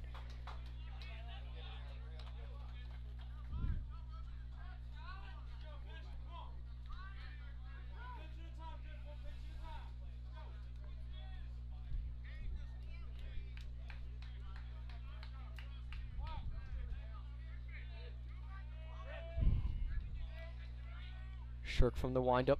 3-2 pitch to Gata is grounded. Shortstop Ruiz gets it. Here's the ball in the dirt, but picked by the first baseman. John Carroll gets out of it, but gives up a run on the wild pitch that Gladden scores on. And it's 2-0 Curley, heading into the top of the 5th.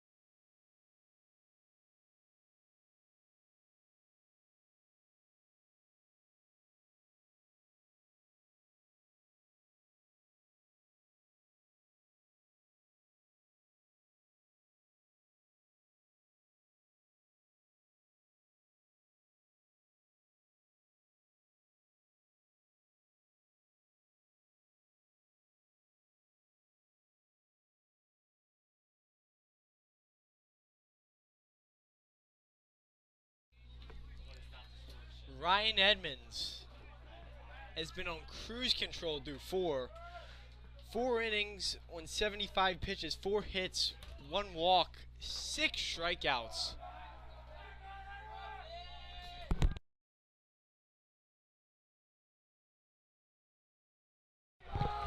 And as I say, first pitch, base hit up the middle.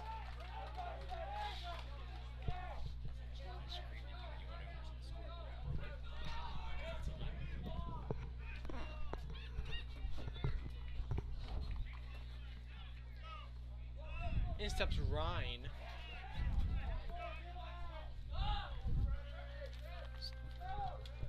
Excuse me, not Ryan. This is the pitcher, Griffin Shirk. There are 6 lefties, what, 7 lefties in the lineup. That will advance Matthew Bishop. So Bishop out of the 9-hole, first pitch single, second pitch advances. And a wild pitch.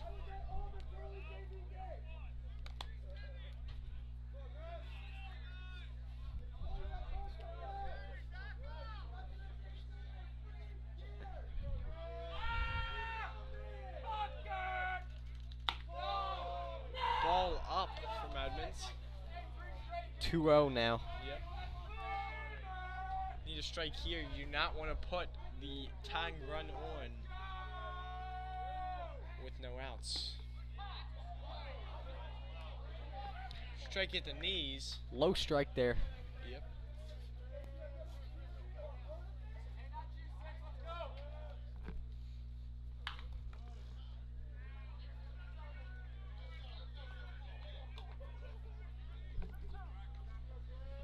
Two. I'm expecting to see another fastball here. Shirk late on that foul ball.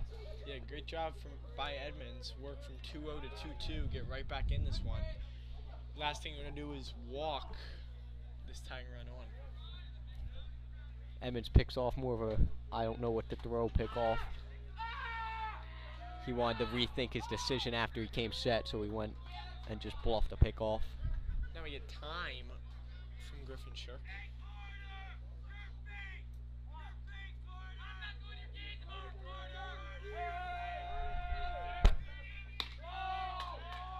Pitch looked like it was there.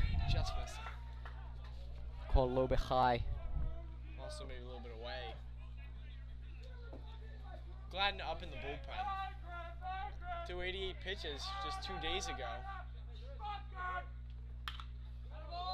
That one fouled off.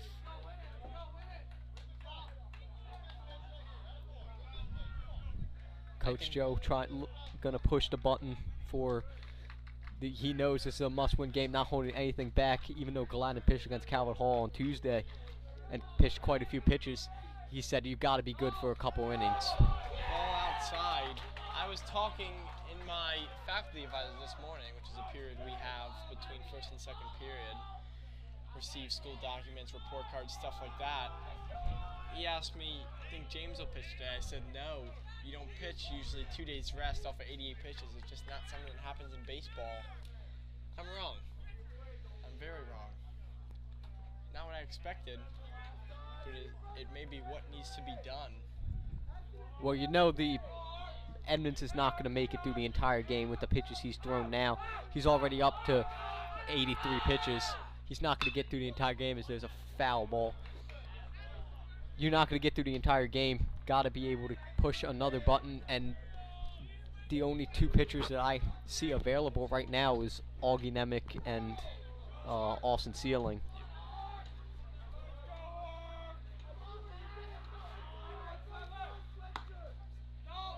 Ball off the plate. That's a tight strike. That's a strike that maybe in the first inning's called, but as this game progresses and the game gets closer and closer, maybe squeezing him a bit more. Look like the same pitch, maybe a little bit more in. Yep. You gotta think that Gladden will be on some kind of limit, maybe around the 35, 45, maybe in 50 pitch range. It's gotta be, I'd say gotta be under 50. Yeah. You'd hope that it would not take Gladden that many pitches to get out of the game from when he comes in. There's the runner. Go. Time call. Time. I think he may have that base stolen, so that may work in the Friars' favor. He definitely did have that base stolen.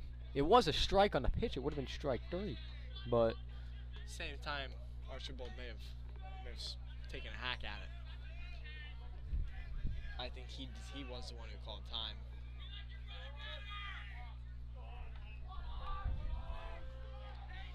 This is the guy you want up if you're John Carroll. Pitch to Archibald. Called strike 3. Archibald goes down looking in a big first out.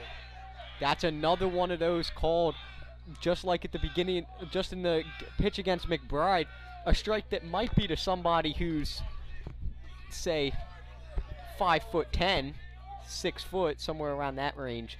But Archibald's very, very tall. That pitch was at his shins. Yeah, I gotta assume he is sitting 6'2", 6'3".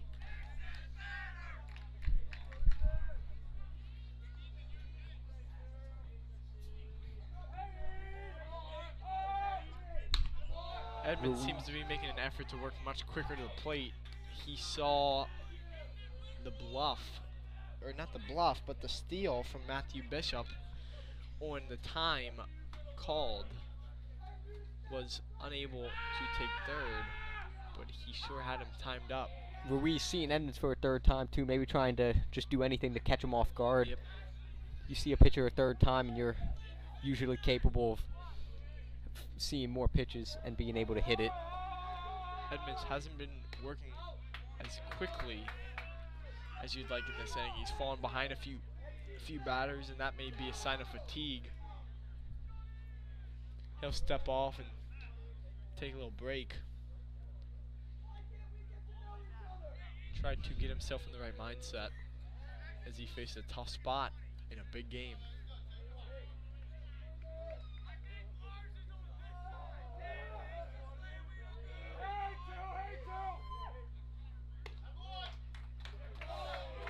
Gaeta drops the pitch. I think catches it. That could be a strike. If he sticks that, I think Could you stick get it, the but call. without the catch, now it's bases loaded with one out. You're looking for a double play ball here. I'm not sure what Coach Joe will do. What I would do, it seems, is they're doing corners Looks up, like, yeah. middle twist. Looks like they're bringing the corners up. This is the 4-hitter. Powers a strike by him.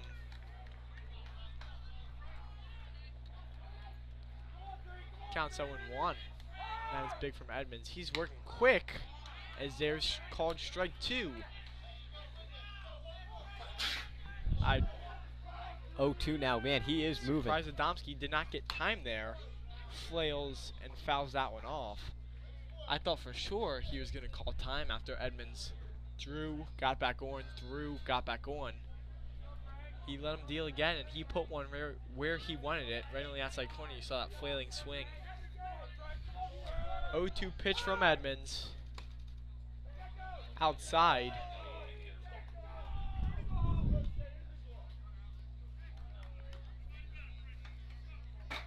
It's a big spot. Bases loaded. Curley up 2-0. Tying run on second base with 1 out and 2 strikes on the batter. Adamski. Just missing is Edmonds. I believe the count 3-2. Our apologies if we get the count wrong. Scoreboard's not working here. We don't know really what the count is. I think it's 3-2. I'm pretty sure it is. Here's the pitch from Edmonds. He fouls it off, and Gay just can't snag it. Gets between his legs.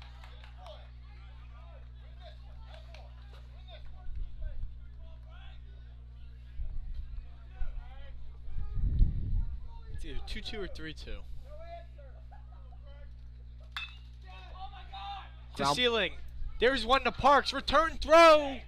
Safe. And a second run will score as it gets by Middlebrooks. Error on the return throw by Ryan Parks. Middlebrooks with the deep stretch could not dig it out. And this one is all knotted up at 2.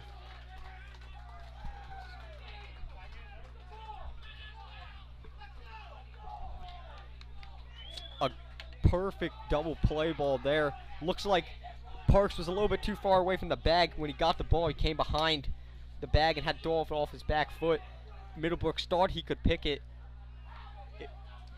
That hindsight's ball- 20/20, but I would have just blocked it if I was Middlebrooks. I guess he thought he had time at the base. That ball was smoked. It kind of gave Sealing a tough play. He kind of had to get on a jump just so he could make sure he stayed in front of it and it wouldn't hit him up by the face. Had the easy out at second. I think he may have ran that out at first. Adamski, as that one's driven deep to center field. Back is Virgil Watson. Can't make the catch. Ball lodges under the wall. Watson is down. To third is Ryan. He'll be in there with a stand-up triple. He'll hold. John Carroll has the lead. And Virgil Watson is down. On his feet now. It looked like from here that ball got lodged under the wall. Ball was well hit. High fly ball. Thought it would have been catchable, but it seemed like it was carrying a long way towards left center. And that ball, yeah, just hit the bottom of the fence. He looks like he's all right. Joe Gator will go out there to see. Great effort from Virgil. But that ball was smacked. Nearly woofed that one down. Edmonds will exit. Gladden will enter. 2 outs and a man on third.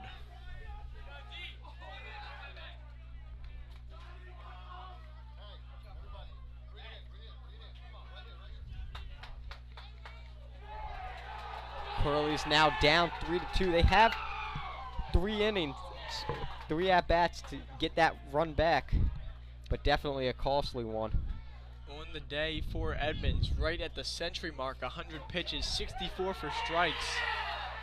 4 2/3 innings, 6 hits, 3 runs, all earned.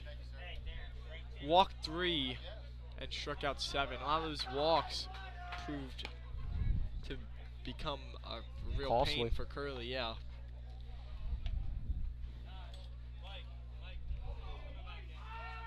Bishop singled to lead off the inning. A walk, strikeout, and then walks another. And then that fielder's choice that scored 2.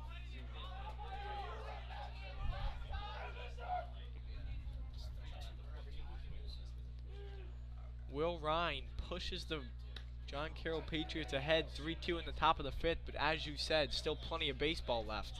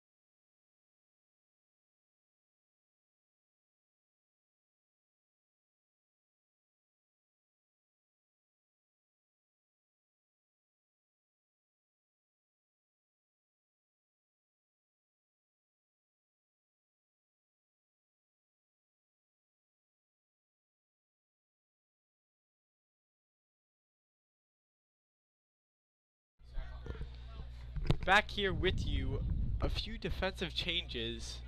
I am under the impression that Ryan Edmonds is at second base. Ryan Parks moving to short, and Petrzak will stay at third. Edmonds may be at second base because he just threw 100 pitches, and he doesn't want to put too much stress on the arm. He's also got to go to second in order to stay in the lineup. Gladden coming in the pitch, who was a DH for Sealing. Yep. So either Sealing would have to hit and Gladden would hit for Edmonds, or Sealing would have to come out so Edmonds and Gladden could both stay in the game. Yep. And that is exactly what they did. They just took Edmonds and put him at second and took Sealing out. So Ryan Parks is also at shortstop now and not at second base anymore.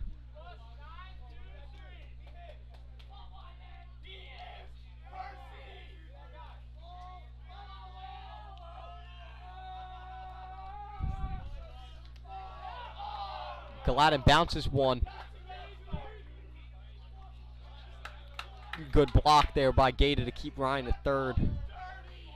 That's an important run there at third. A 2-run deficit is hard to come back from. 1 run is much easier.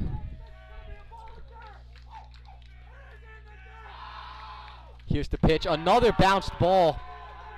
Gaeta has it. No, ball hit. Ball hit off of his foot, and it will be a hit by pitch. And up comes Dallas Brooks. Curveball got Wyman in the foot. That may have saved a run, because if that doesn't hit the foot, I don't think that is dying like it did, and that one may have skidded past Gaeta.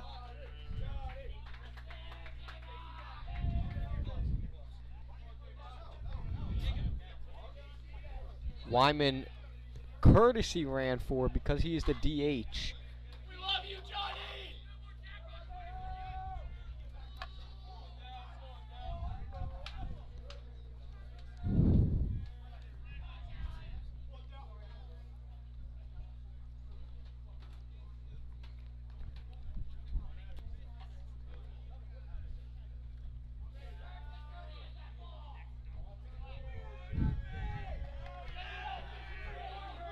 Gladden sets first and third. He bounces a third one. All of his pitches bounce. Here's the throw to the plate. It's no good. Petrzak with a nice job of stopping the ball. Goes back to third. It goes back to second, I mean. Tough scenario for the Friars. Gladden bounces a third pitch. Gladden, Gaeta. all 3 pitches bounced in the dirt to Gaeta start not able this. to get in front of this one. Gets by, easily scoring from third was Ryan.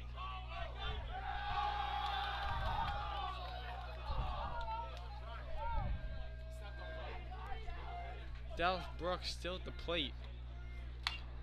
He'll roll one over. Nobody's at first base. Middlebrooks with the error. Edmonds was getting over to cover. The pitcher, Gladden, thought he could get the ball. Gladden couldn't. The second first baseman, Middlebrooks, does get it, but he does not toss it back. On comes Mizan again to run, and it's first and third. 4-2 lead now for John Carroll. That one just snuck right out of the glove of Middlebrooks. As soon as that ball's hit to the left side, right side, you get over and cover if you're the pitcher. Gladden was a bit slow to get off the mound and get over. First pitch is a strike. Still down in the zone. To the bullpen goes Augie Nemec, the submarine thrower himself. Hoffman down 0-1. Pitch from Gladden. There goes Mizan. Gaeta with the bobble. And down to second base is Mizan. You gotta wonder if he even was going to throw it through there.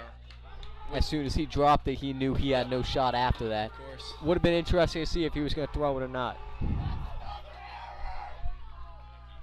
Here's the pitch from Gladden. Swing and a miss. Strike 2.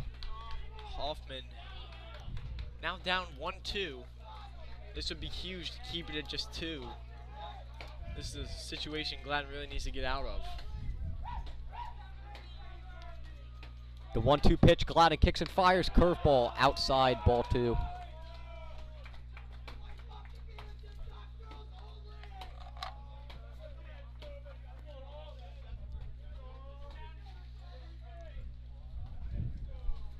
Count is even at 2-2. Gladden kicks and deals.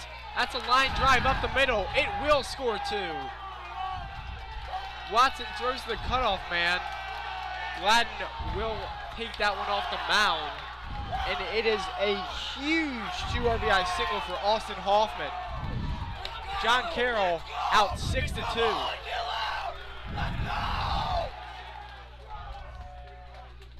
John Carroll getting hyped up with that RBI single.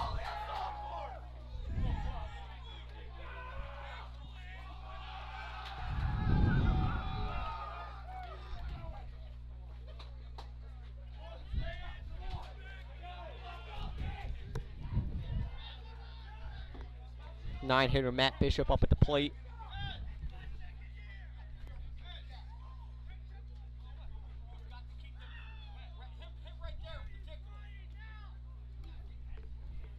Umpires are now talking about how all the players were out of the dugout. I think the home plate umpire pointed out somebody directly. It may have been the catcher. I'd like to specify the backup catcher. He was out in front screaming, yelling, whatever. I don't have much of a problem with it, but umpires apparently do.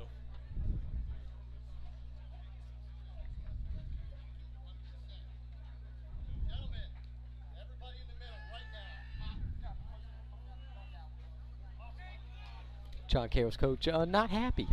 Clearly. He'll be forcing his authority to the rest of the team.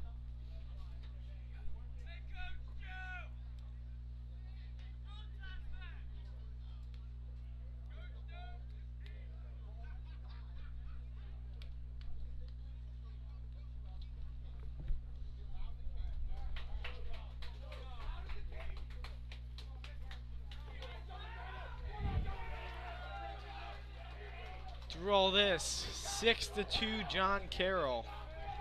Matthew Bishop, the 9-hitter, in with the man on first. That ball did not have much on it going up the middle. It kind of just died on that grass, and as soon as that ball got in the outfield, you knew that run from second was scoring, based on how far Watson had to come for it, playing as far back as he was in the outfield. Gladden falls behind 1-0. Runner goes, that one fouled off.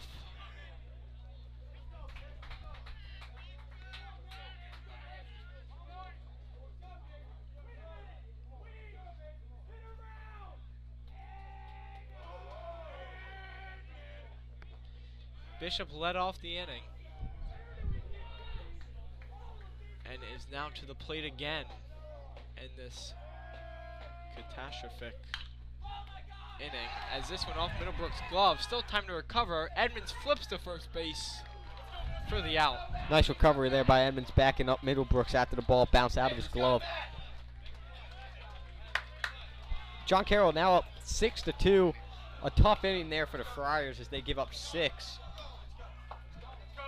And that will be back with you at the beginning of the bottom of the 5th.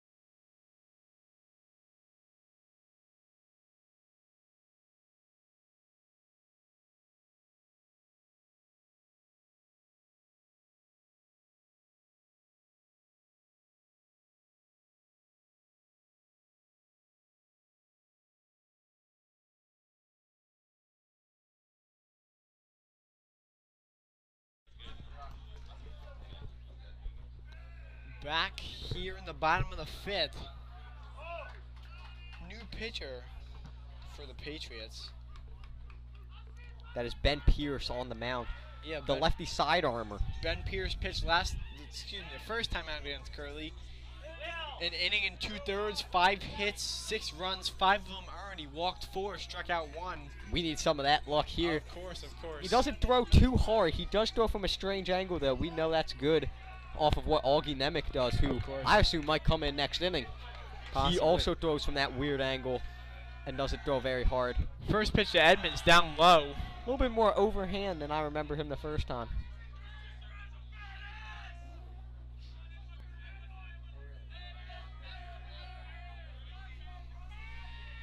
One over to Edmonds. That one up high, and this is the thing with Ben Pierce. It can get away from him. This is exactly the guy you want to face if you're the Curley Friars, considering previous success. 2-0 to Edmonds. Big swing on the 2-0 fastball. He was going for nothing else but 6-3 on that swing. 2-0 pitch, he got in his wheelhouse and he took a crack at it. Edmonds still ahead. 2-1 count to him. Takes that one up. 3-1.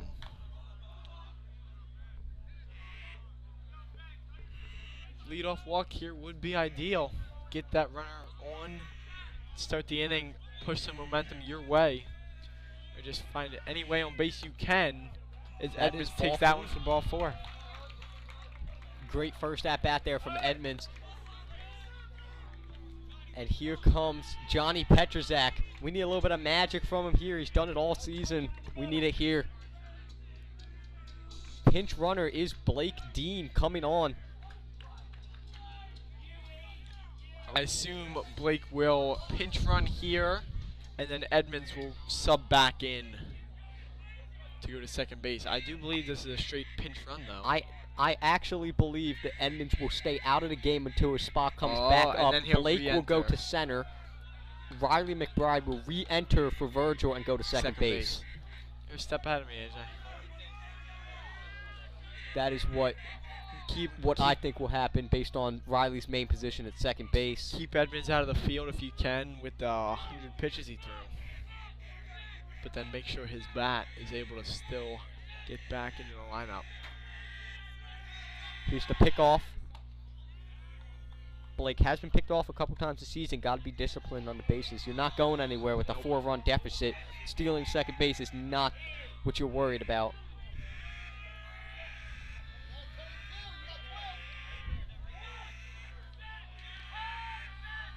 Team does have a good lead.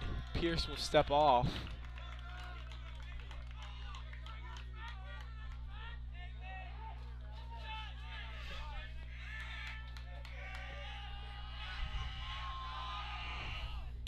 First pitch to Petrzak, big chop, but foul off the left side.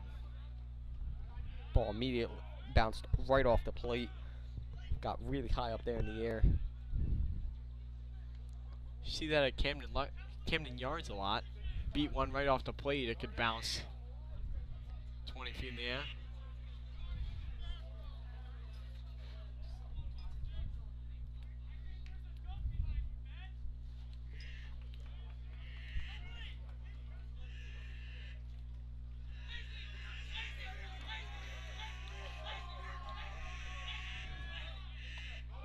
Pierce will throw over. Not sure what the John Carroll fans are looking for. He was upstanding.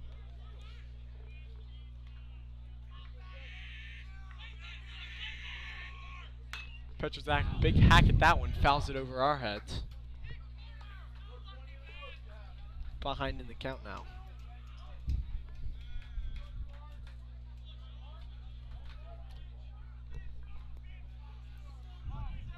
Two strikes on Petrzak. Count is 1-2. Ground ball up the middle. There's one return throw in time. Patriots turn the double play, unassisted to second base. A tailor-made double play there. Yep. one of the easier ones, your turn. All you do is take one step on the bag and throw. 6-3 on the double play. That is not what you needed.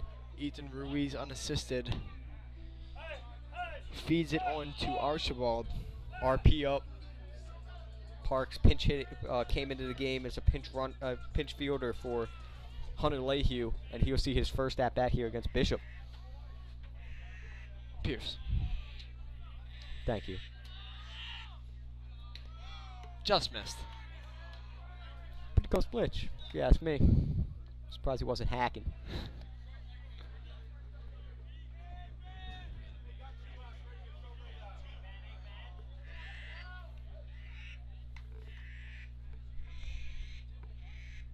That one misses high. Now he is ahead 2-0.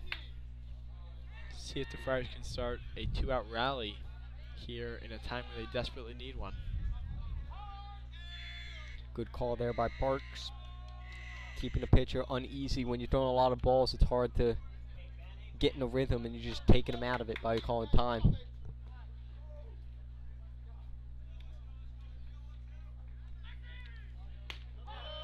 Parks will take it for a strike. RP full taken there. Yep. Didn't even think about it, so he had one hand off the bat by the time the pitch came in. Pitch was well painted, low and inside.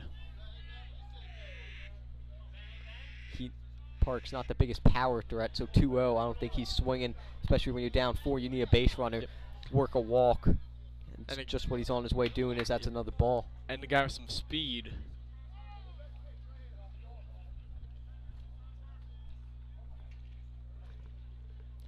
Three-one count from Ben Pierce to Ryan Parks. Ball 4 up and away. Parks will reach on the 2-out walk.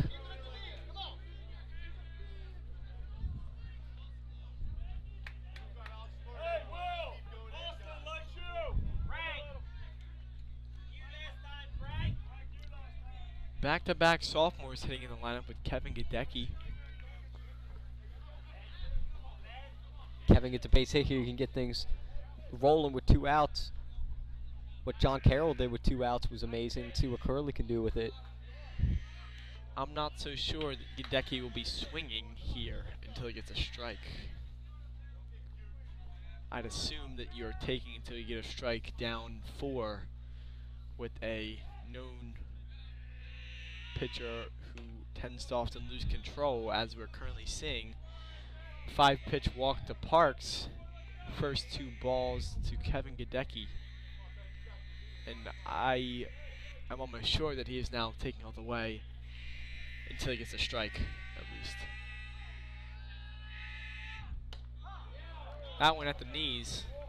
Gadecki didn't like it.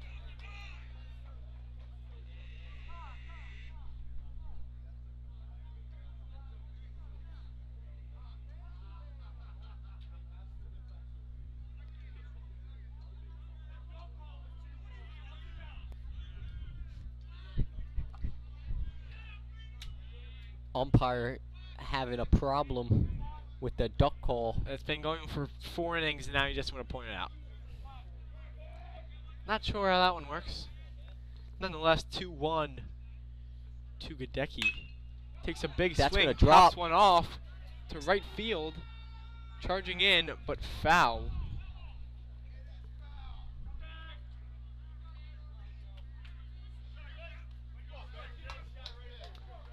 Not- 2-2 pitch here to Kevin. Not fouled by much, but just sneaks over that foul territory.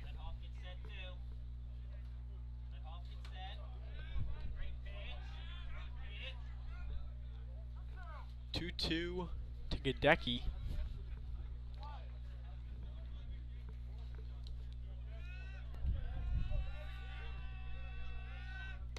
That one down low.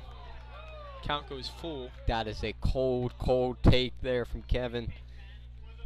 2-2. Was a little bit down. He got a pitch called on him like that. The first pitch of the at-bat. He was able to take it and still. Parks will be in motion. I think that one was just slightly low. Watch it take off. There he goes. Gadecki pops one left center field. Ranging over Bishop. Catch is made. Friars kept scoreless in the bottom of the 5th. Leadoff runner rolling, but a double play kills all momentum. We will stay 6-2 John Carroll, headed to the top of the 6th inning.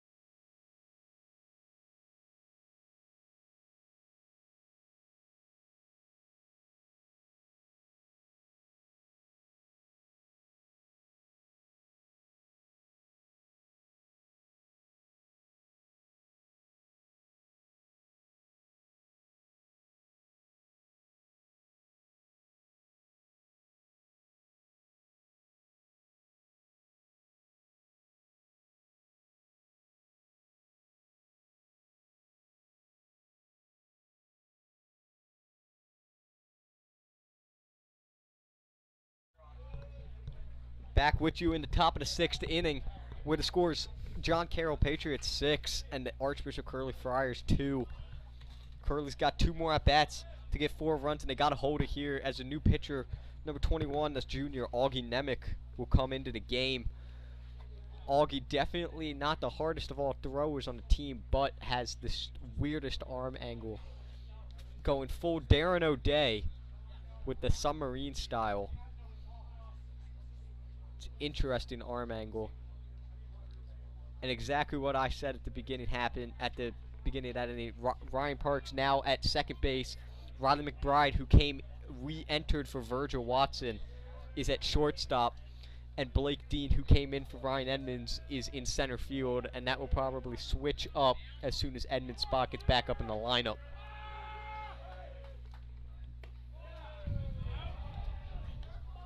That one down. As you can see, the submarine action. When you throw from an angle like that, you kind of get some natural sink. As you see there. As he sees 2 balls in a row, that's ball 2. He's got to throw strikes here if you're Augie. You got to get the ball over the plate. I know it's the top of their lineup, but a walk will kill you. That one right there. Looks low when it gets to Zach's glove, but when it crosses the plate, it is a strike with the way the ball drops out of Augie's hand. A little bit outside. It's 3-1 now.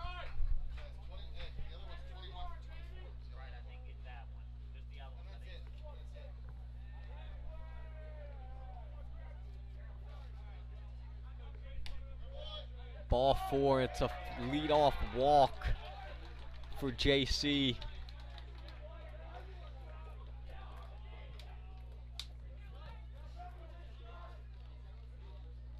Matt Archibald is now at the plate. He slugged one to the fence earlier. Smacked that high pitch up, and it looked a little bit in, and he hit it down the left field line and hit it right off of the about 320 off the Elite Tournament baseball sign. Another ball. That's 5 out of 6 balls for Augie.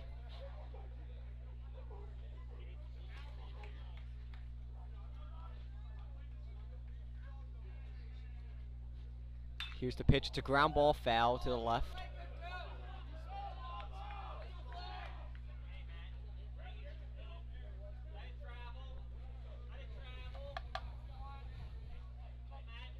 Griffin Shirk on first base. Augie, pretty easy pitcher to steal off of, I would think. Takes a long time to get the ball to the plate with his underarm delivery. He does slide step, though, so it does make it a tad bit harder to get a jump.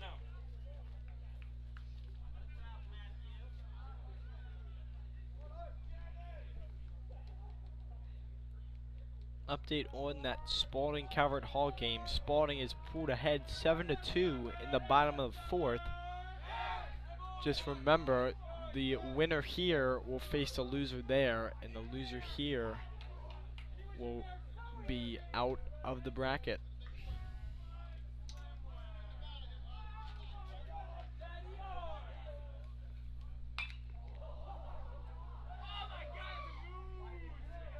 High pitch there that he fouls off. Looks like a beach ball when it's that high. It just kept rising up, and he fouls it off.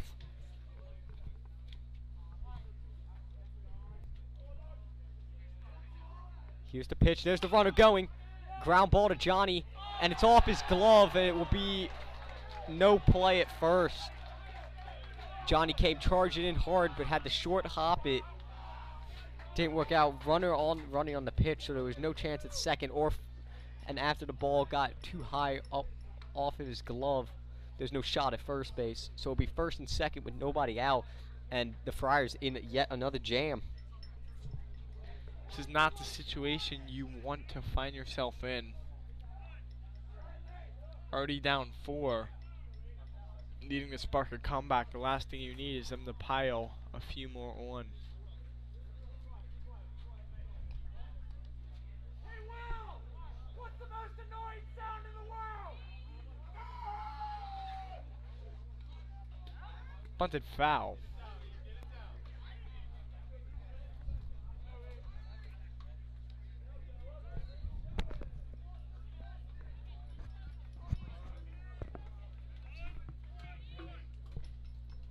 In the bullpen for Friars, Carson Eddy warming up. The newest addition to the Curley varsity team, pulled up from JV. Here's the bunt, squares. Nobody covering second for Gator to throw down, and pulls it back for a ball. We saw once again Middlebrooks, about even with the pitcher, just continues to shuffle in. I'm not too sure he called the bunt play here. Put one down the third base line. JC just trying to push another run across. Yep. 5-run lead. It's very comfortable. Bunts again, foul. Ruiz unable to get the bunt down to do his job. Now he's trying to make up for it by getting a base hit here.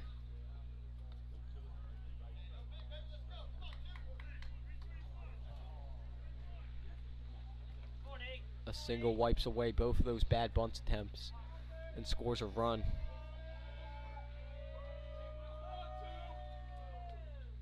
The 1-2 pitch. Fouls it off his foot.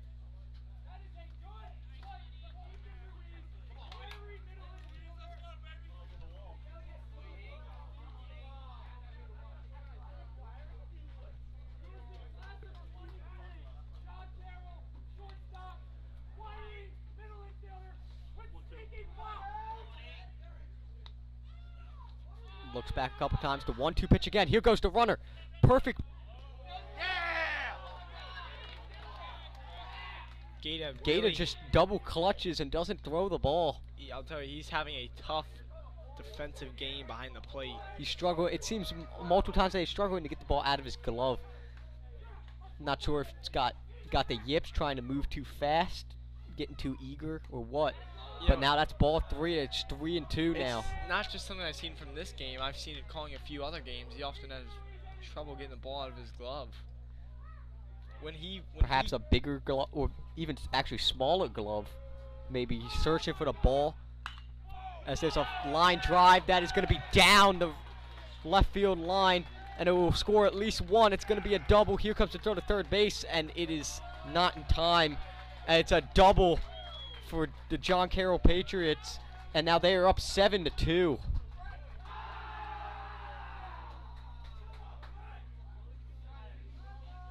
There's still nobody out, second and third. just like I said, base hit would take away the 2 poor bunt attempts, and that's exactly what it did.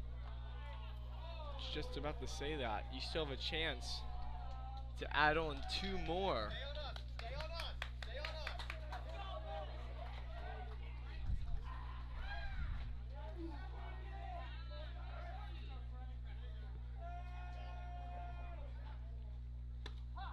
There's a strike there from Nemec. Gotta play your best work of escape artist here. Can't give up anymore. And there's a ball outside. Student section for Curley has diminished quite a bit.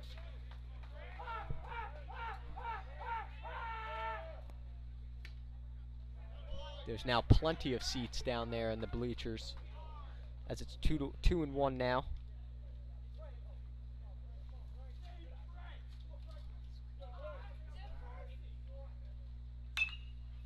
Ground ball to Petrzak, off of his chest. There's the throw to first. Harry with a nice stretch, and he gets him out. But that does score another run. It's now 8-2. John Carroll.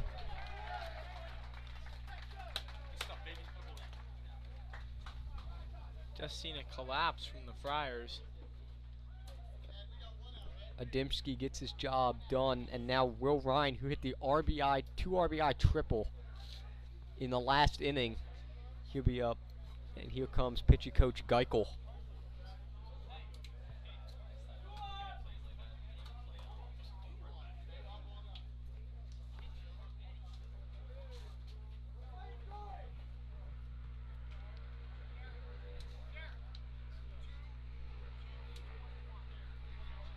And it's going to be a new pitcher on for the Friars. Out comes Nemec.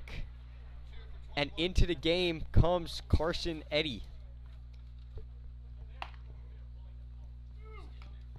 Eddy coming off of a good year on JV. Was their pitcher number 1.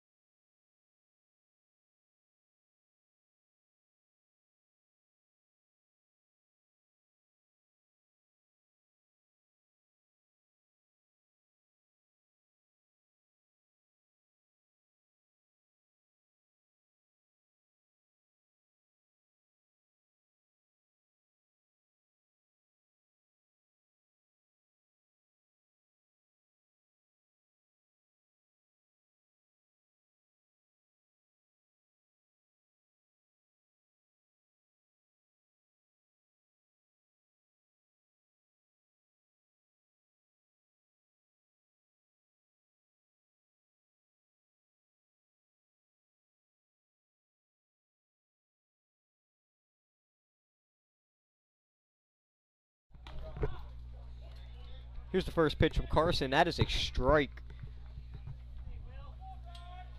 Curley now down 8-2. Gotta stop him here. Can't let that run from second score. As here he goes. Gaeta gets the ball out this time. There's the throw, but it skips in. Ball skips into Petrzak, and now I would assume the infield would be in to stop any run from scoring.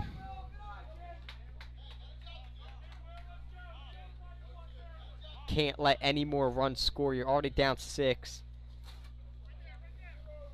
You can't go down by any more. Just 6 outs left for the Friars. That ball is way up, and it's 2-1 now.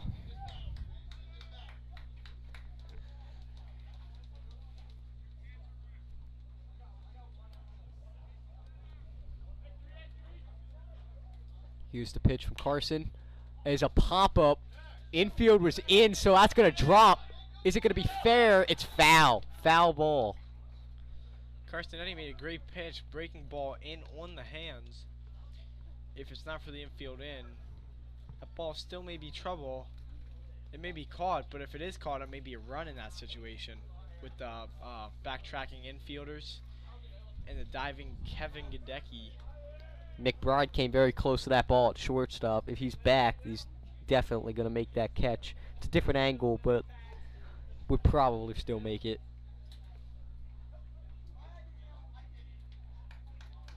1-2 count on Ryan.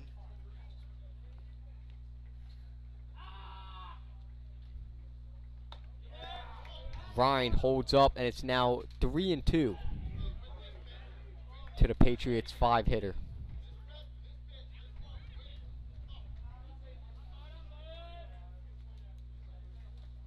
The 3-2 pitch. He swings. He goes around. And that is strike three. Yes. He swung. Argument from the Ryan first swings base. around. He was in disbelief that 1, he swung, and 2, it was strike 3. Yep. Argument. He stood in the box. If it was a ball, Yeah. it would have been ball 4. If it was a strike, it would have been strike 3. So there was no reason why he should have at least been moving out of the box. Yeah, we continue to struggle with the count as the scoreboard is broken. And Strike we've 1. Had a lot of at bats with pitches fouled off consecutively. Yeah. To keep track of. 2 great pitches from Eddie there. As there's a pop-up to the shortstop. McBride calls off Petrzak, and he makes the catch. Curley holds the runner at third base, but they do score 2, and it's now 8-2. John Carroll as we head to the bottom of the 6th.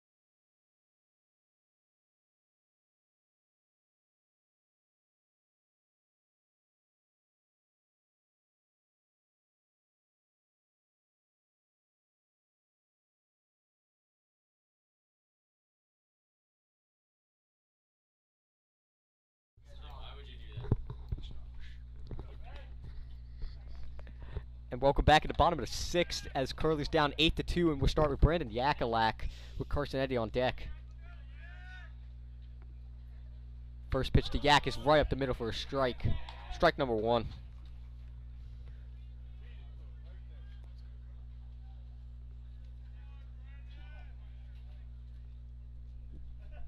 Ground ball here to shortstop Ruiz. Ruiz gloves it from the hole, and he just gets Yakalak before he gets to the base. Beats him by a step, and it'll be out number 1. Yak with those long legs was moving, but he couldn't quite get to first base in time, as now we'll have Carson Eddy up at the plate, who's hitting for James Gladden now as he came in on the pitch. Carson Eddy has been swinging it for JV this year. He's put a few over, hits the ball very hard. As he was well late on that one for strike one.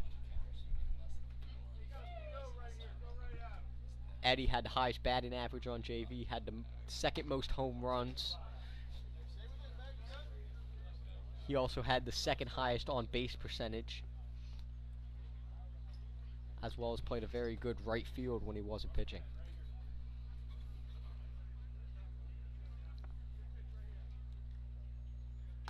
And that's two very late swings there from Eddy, as he is down now 0-2.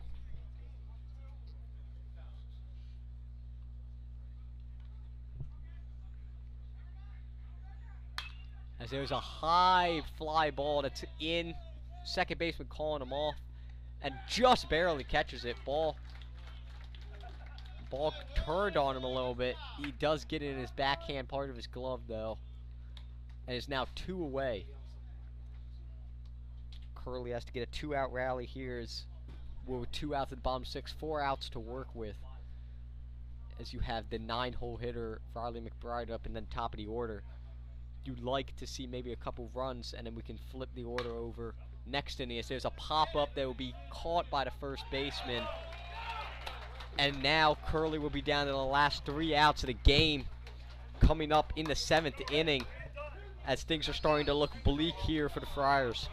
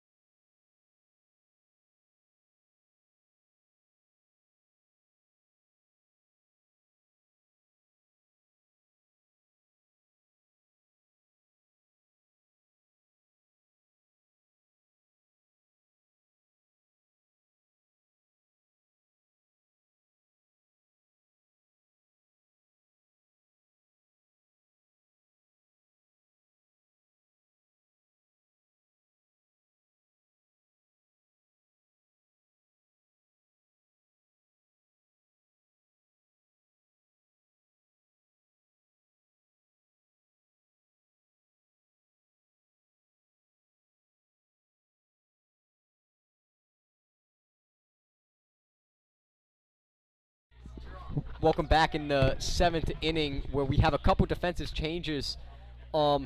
Senior Brandon Yakulak has most likely been subbed out for the last time, as Anthony Cerrone is now playing right field, as well as senior catcher Zach Gata is out of the game as well, as he will probably be his last time subbed out, as Derek Poole comes in. You also get some like chemistry between Carson Eddy and Derek Poole, a long-time battery this year and a very efficient one for JV before getting the promotion into this playoff season.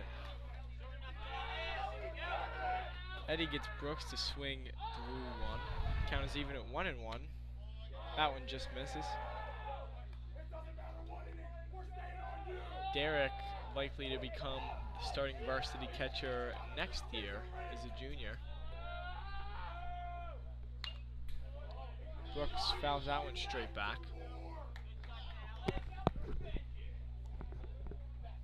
Derek also tied with Carson for second most home runs on JV this year with 2, only behind right fielder Anthony Cerrone with 3 home runs.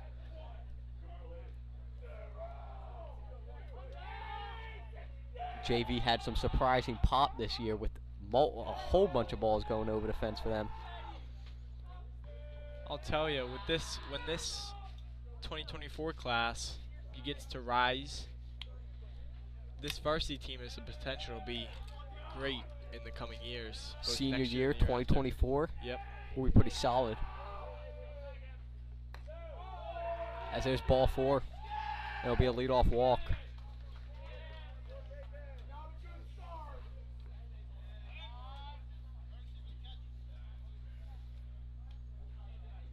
Mizan now comes on as the courtesy runner for Dallas Brooks.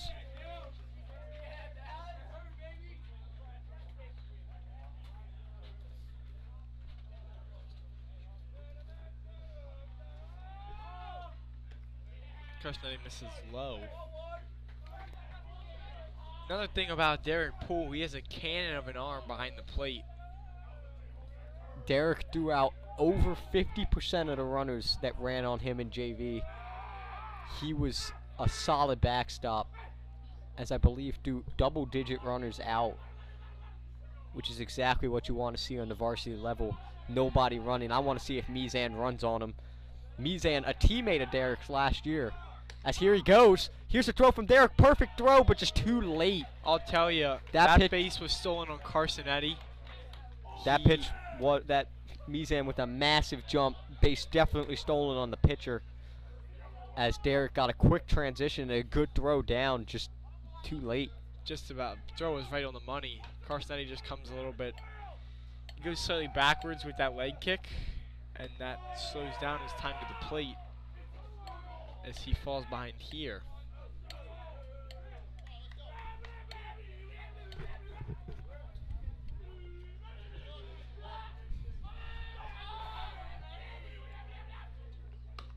As there's a pitch high and out, and that'll be ball 3. It's 3-1.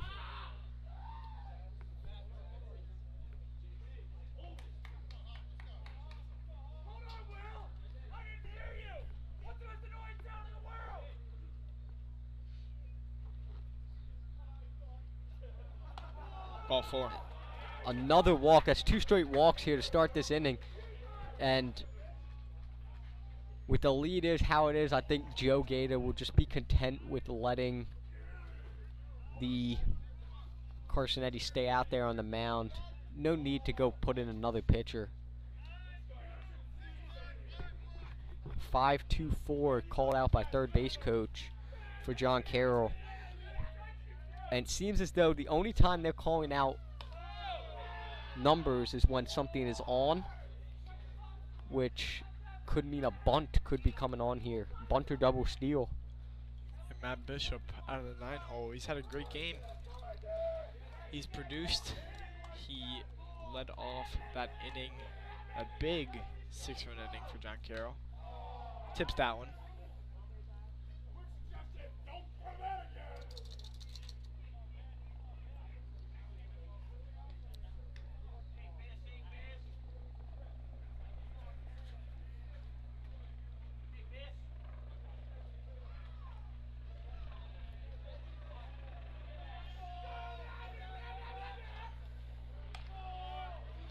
Eddie misses up high.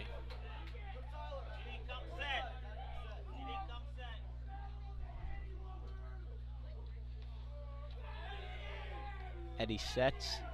Here's the throw. It's fouled off.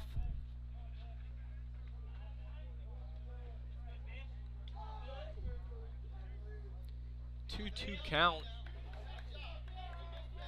Carsonetti looking to pick up a strikeout.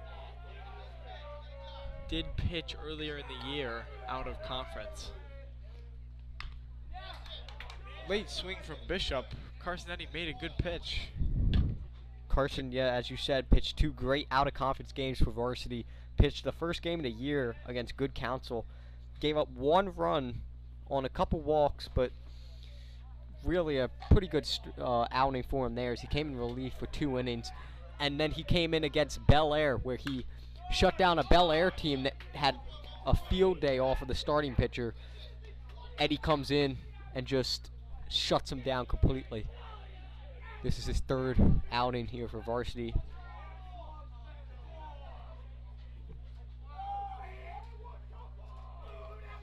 Two pitch from Carsonetti. That one golfed deep center field. Traces Blake Dean back. No advancement.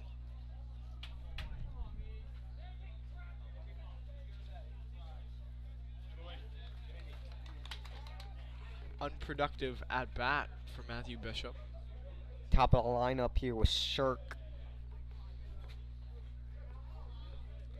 Surprised that Mizan, as fast as he is, did not try to take the extra base there. No, he was all the way nearly down at third base. I guess didn't see where the ball was, and then turned around and was sprinting back to second, and by the time he got to second base, ball was nearly in Dean's glove. Didn't pick that up.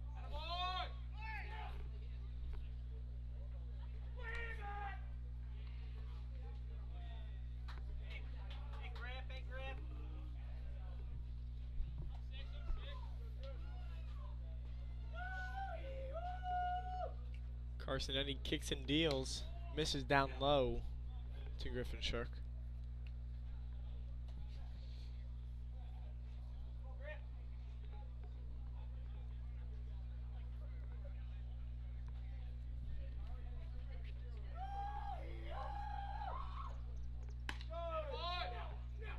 Looks like another sophomore, Hunter Leahy, was warming up behind the dugout, never went out to the bullpen.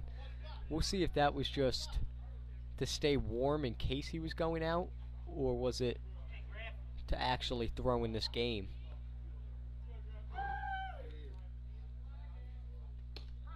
It's a good pitch there for Carson.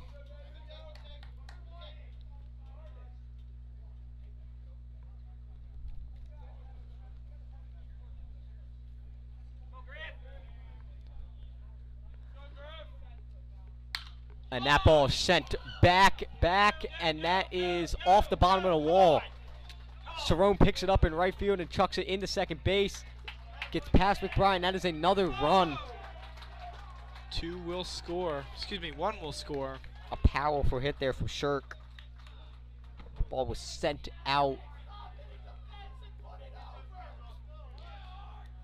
Second and third now is Griffin Shirk.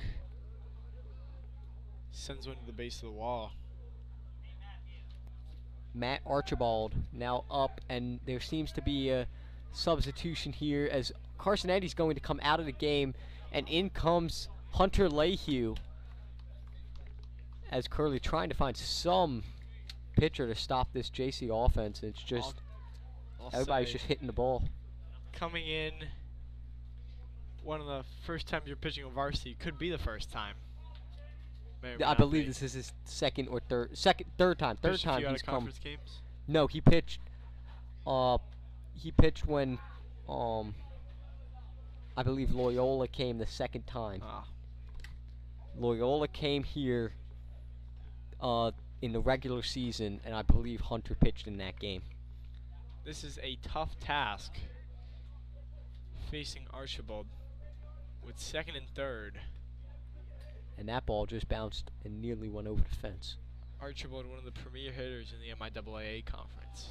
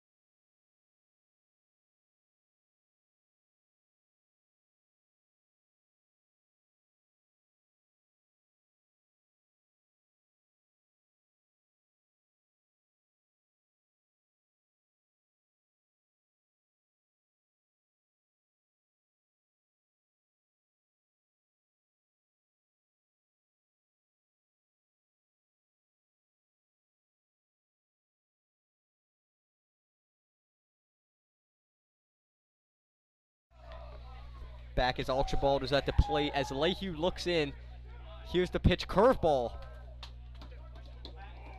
Said he went around, strike one.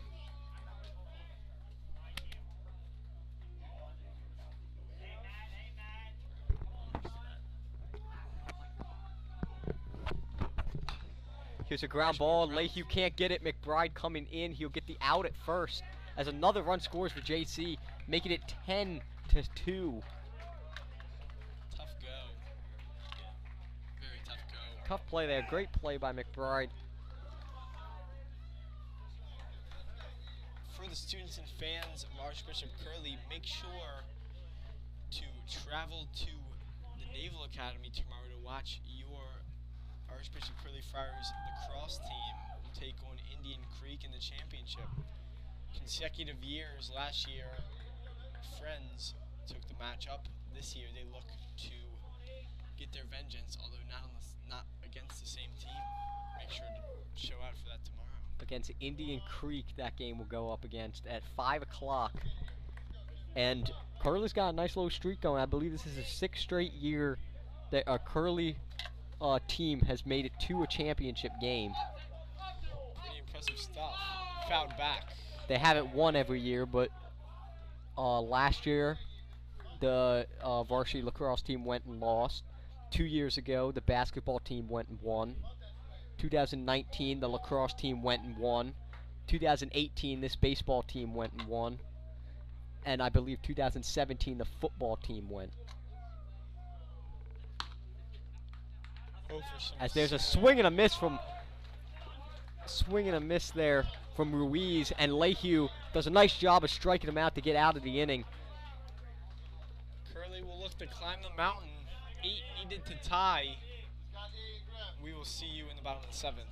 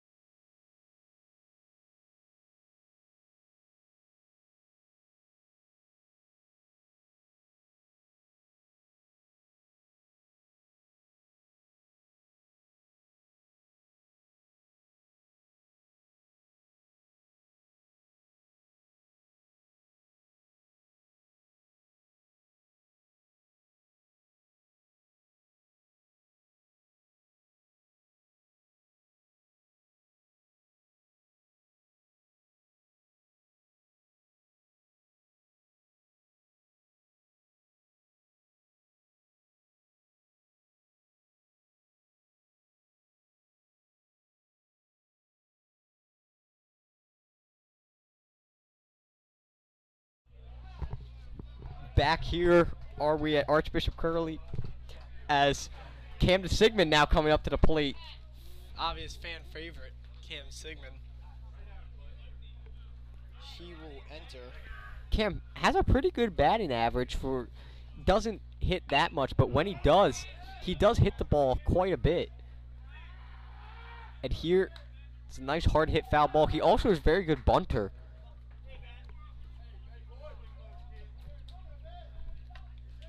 It's always a good thing to have in your toolbox. As he goes fishing there at the top of the zone.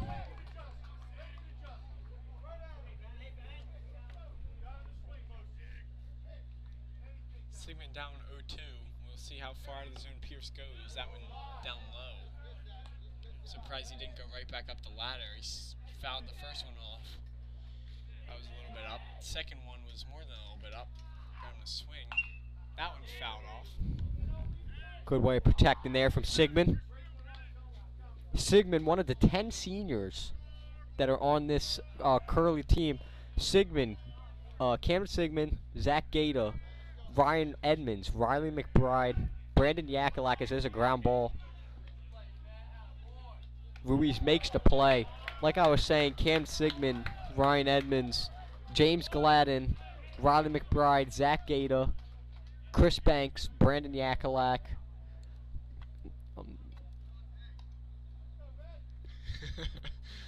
I'm blanking on the other ones. I'll tell you. Emilio Rodriguez. There you go. Did I say Chris Banks already? You did. I did. Yep. Oh, and Will Majorwitz about to say and that. Roman Scruggs, Yeah, the two managers. Director of Baseball Operations. Will Majorwitz. As Derek Poole now steps up the plate, took a very late swing on his first at-bat, his first swing. There's the second one. He's on at that time, just a little bit under. Notice how Ben Pierce's hat goes cockeyed every time he throws a pitch? Couple sizes too big. Just maybe. As he gets Derek to go fishing up in the zone, and Curley is down to the last out of the season as here comes Blake Dean.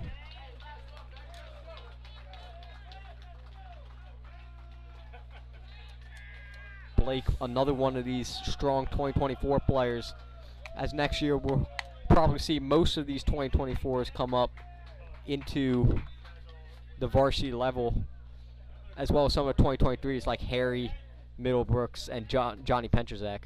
As Blake hits a shot into left center gap, left fielder runs it down, and John Carroll is going to move on to go play the loser of Coward Hall versus Spalding as they take down the Archbishop Curley Friars at a score of 10-2. Tough way to end. Curley had a great year, all year being the 3 seed in the MIAA A conference, and they come out here and they get a tough loss to Coward Hall, but get gifted a home game against John Carroll, and everything was going right, and then just one bad inning sealed the deal for Curley as they gave up a 6-run fifth inning. Game seemed to be in reach through the first 4. Then, of course, that 6-run inning.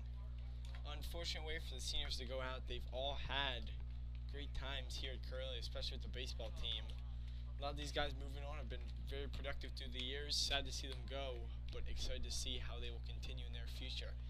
That is all we have for you here at Archbishop Curley. I'm Nicholas Plinsky alongside AJ Pocari. We will see you next year.